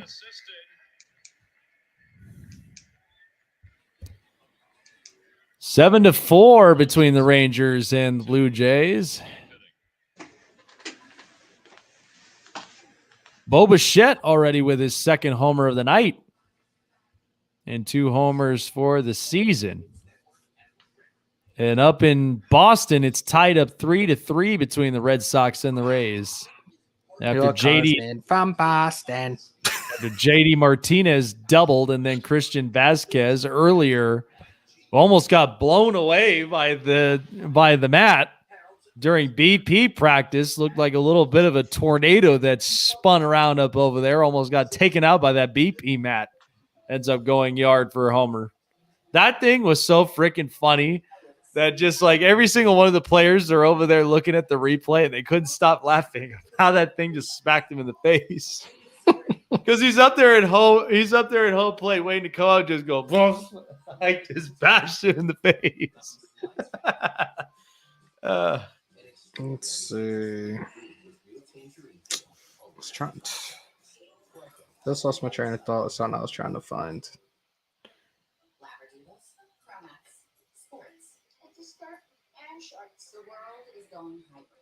Rollins is wearing a suit with flames on it. Seth Rollins. Oh, Lord. Yes, flames. Flame on. Flame on. 8 runs, 5 hits, and only 1 error for the Mets. 2 runs, 8 hits. No errors for the Phillies. And now here comes Juris Familia. God help us. Yeah, we've seen this familiar situation with Familia a couple of times in these save opportunities.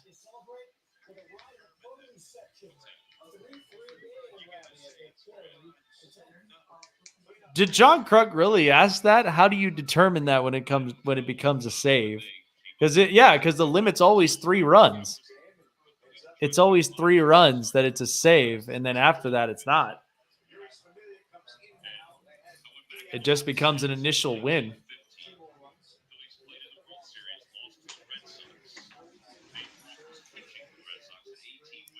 Yuri's familiar, 25 games, 3.71 ERA last season. Let's see what the hell he does tonight. Let's go. And this is Hazley up to bat. First pitch, called strike. 0-1. Adam Hazley really kind of fitting in well as just, the extra bat here for the Phillies. Hazley 1 for 2 with a double and a run tonight. And a bouncer.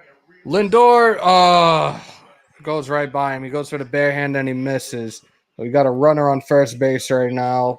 No outs here in the bottom of the 9th inning. It's kind of funny when you look at Adam Hazley. He's kind of got that Christian Yelich look to him on that up in the plate. Yeah. I need some earrings like that. Right? No, I've already learned my lesson with earrings, and all it took was just a foul pole to hit me right in the neck and then almost rip my damn ear off. Terrible. Yep. All because I had to trust my catcher telling me that I had plenty of room, and nope, I did not. Here we go with Hoskins, 1 for 1 tonight. Runner on first base, no outs in the bottom of the 9th. Mets are up 8-2. And so this is how Familia starts out so far. Now with Rhys Hoskins. Oh, God. Hoskins with at least 245 and 10 homers last year. Now here comes Andrew McCutchen. Speaking of the devil. That was a strike. I'm guessing this is where the Phillies now are on a mission if they're pulling out guys like McCutchen right now.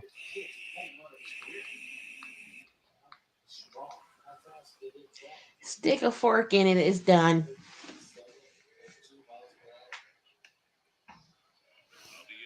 The 0-1 to Hoskins. Right there. Swung on and missed. 0-2. Is it right over there yet? on that 89-mile-an-hour inside. slider by Familia.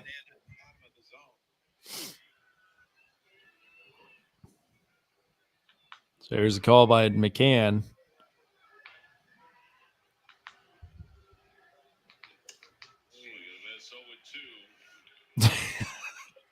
I love that. They go with the pitch. They're like, oh, mess. 0-2. Down in the dirt, 98-mile-an-hour fastball for a ball. 1-2 to Hoskins. Is it over yet? No, it's not over yet. No, you guys don't even, there's not even an out yet. Calm down. Are you in a rush to lose? She is. Yep. We already She was so losing. hyped What's last there night. to Let be me a give rush for? let me give Darian a hard time tonight now. Yeah. Child, you bugging. There's a pitch. God. Swung on. Dropped to right center field. Alonso scoops it up, and now we have a overthrown to second base, and Hazley scores. 8-3. And Hoskins goes to 2.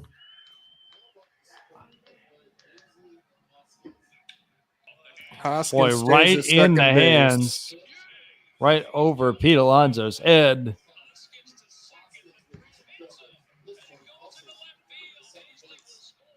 Wow. All just by trying to make that tag at second. And did not prevail well there for the Mets. So now we've got an 8-3 ball game. What the fuck, man? Come on.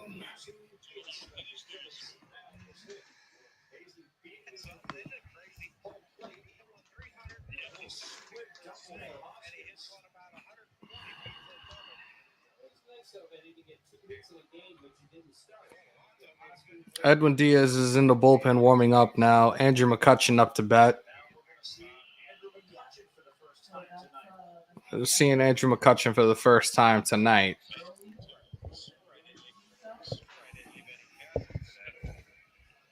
Here's That the was pitch. Outside, fastball, ball 1. And was wondering exactly where McCutchen would be. Pitch hitting 176, 3 for 17. Is not quite the pinch hitting type.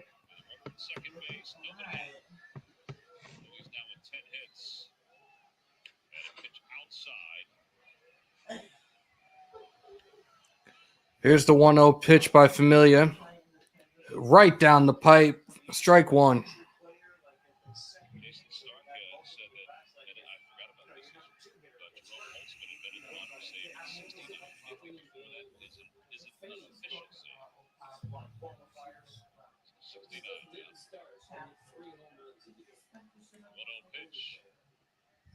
Here's the 1-1 from Familia.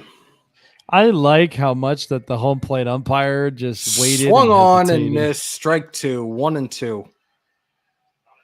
And then there's Edwin Diaz warming up in the bullpen. Yep.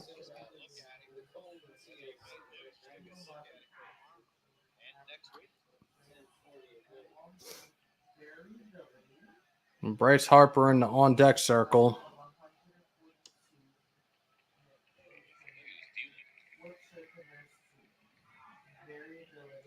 Brewers have never one hit nor no hit the Cubs, bottom of the ninth. McCutcheon swung on, fouled to left field.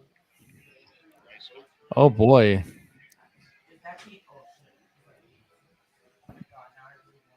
Yep, only one hit given up. And Wilson Contreras at the plate so far for Chicago. They have Edwin Diaz up, and he is throwing fairly hard in the vet bullpen.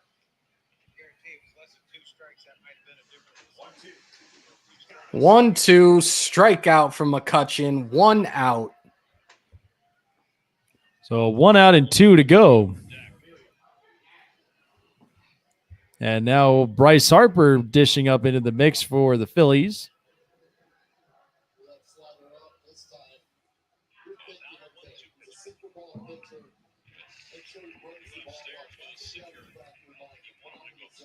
Oh, shit. Contreras got hit again and bench is clearing.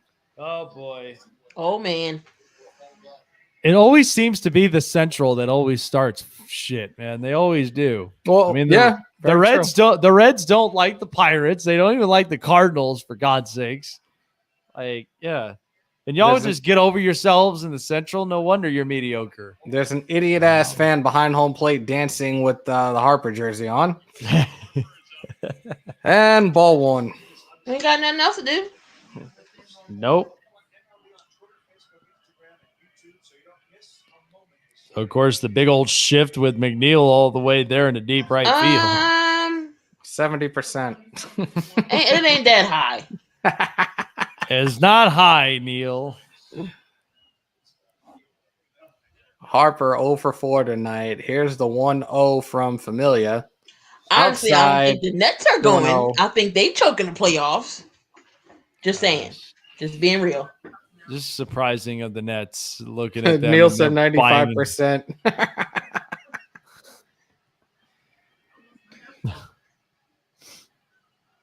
Harper's look from here.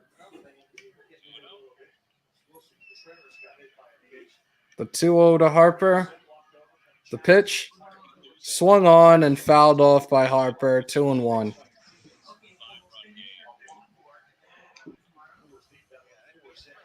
Couldn't ask for anybody to be in this position. JT Real Muto in the on-deck circle. 1 for 4 tonight. The Nets want to have a super team and don't go nowhere. Right.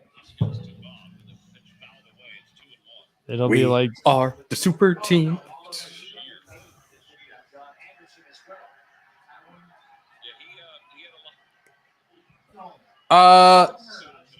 What the hell just happened? Yeah, it's been that way since Tony La Russa and the Cards. Yeah, that's true. Yeah, we just got a stolen base, and I don't even know how the hell that happened. I think Diaz needs to speed up his delivery. Well, don't forget, it got old and dusty the second that Dusty Baker was managing the Reds. Leave Dusty alone. I loved that interview when he moved Brandon Phillips out of the cleanup spot, and Brandon Phillips lost his shit. And you're just seeing Dusty just laugh and smile because he's just listening to this unfold. Leave Dusty alone. There's Darian right now. Wait, what? Chris Darian. Group chat.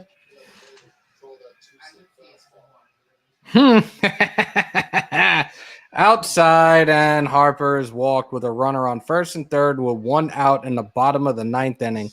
Pull Familia right now. Not with this shit. Yeah. Another waste of money. He's way too familiar with this. Now you got to bring in Edwin Diaz. God, that was way outside. Lindor and McCann both talking to Familia right now. Wow, Neil, don't do that. I'm a Raider fan too. Don't be disrespectful, bro. 10-6, 11 and oh wait, they're playing 17 now. So Like 9 and 8, 10 and 7. That's so weird. So I mean somebody can go 16-1. Or 0 and 17. Yep. Oh dear Lord! I mean, Key would hate life if the Eagles went 0 and 17. Oh God, I would, because Howard would be JT dumb enough to trade Realmuto. the number 1 pick. The pitch low Yeah, for a ball. What the fuck are we And doing? Howie would be That just stupid hurt. and probably trade the number 1 pick. That just hurts so much. That was the first time I cursed this entire 3 hours, 41 minutes we've been on. Yeah, and I know, Hammer, you like to put the hammer down when something happens here with the Mets. Trying to behave myself for once. Here's the 1-0. Low outside, ball 2. Familia, wake the fuck up. Now it's coming out because I can't stand him, as he's not a setup man. He's not a closer. Like, he is trash. He's past it now. Like, dude. So another scoring update. The Rockies are already off to an early 3-1 game as Ryan McMahon hit 2 home runs here in the game. Like, do the starters all sit together and like the relievers and the bullpen sit together? Is like, forget y'all guys. Like, pretty much. They talk shit about each other? Pretty much. Yeah, they do. It is like, hey, that pitch. You can't sit here. Like, you can't sit here on starters only. Like, really? You've seen it on Little Big League. Go on, put me in, coach. I'm ready to throw strikes. Let's go. The 2-1 to Realmuto. Grounded. Lindor 6-4. And he's safe at first. Fuck. Okay. And a run comes in. The Mets are up 8-4 with a runner on first base. So they cut the deficit in half, and now it's 8-4 with 2 outs.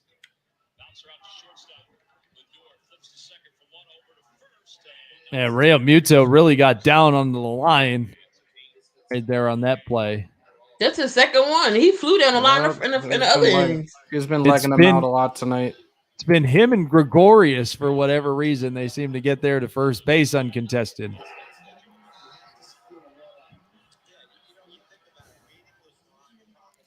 And now Didi Gregorius is up. They hit a home run earlier in the 4th inning tonight. Hit another one. 2 for 4. Just for giggles. Chris Bryant only got the hit for the Cubs tonight. Oh, Lord. Still laughing about Kansas City. So for those that are in here right now, this coming Saturday and Sunday, we will be doing both nights of WrestleMania. You're not going to want to miss it. It should be Ghoulie, Jake, me, Key. I think Darian's coming in as well. You're not going to want to miss that. Next Wednesday night. He said he don't want to do WWE streams, but we'll see. God, here we go. Next Wednesday night, Turn 2 will be back with baseball tonight, as we will be doing the New York Mets versus Chicago Cubs. Go figure, I get the Mets in 2 weeks. I'm super excited for that. And Darian should be on at some point this week doing some Raiders talk as well. And down the road in a couple of weeks, April 24th, put it down in your calendar, UFC 261. You have 3 title fights on that card. Me and Jake will be back on that Saturday night covering that game as well. So make sure to check us out. Make sure you hit us up on YouTube. Appreciate it, bro. Absolutely. Thank you, Scoobs. Make sure to check us out. The links are in the description. And just like, follow, and sub to stay up to date with all our breaking news.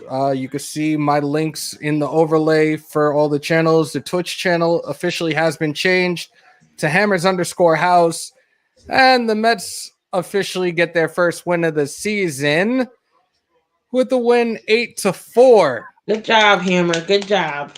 And of course, after a couple of good highlights from the Mets tonight, after the home runs by Dominic Smith, then of course Pete Alonso early on, it powered him on. But talk about it though. What a game though by Marcus Stroman.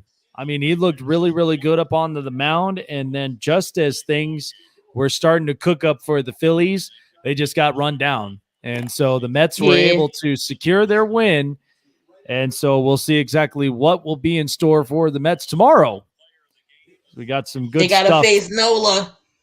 Yep, got to face Aaron Nola, and it's back to the tops here for everybody. So with that being said, we are out for the night. I got to break this down and get myself ready for 16-hour shifts for the next 3 days. So, Lord, guys, it's been a pleasure as usual. And I appreciate everybody that came in here tonight.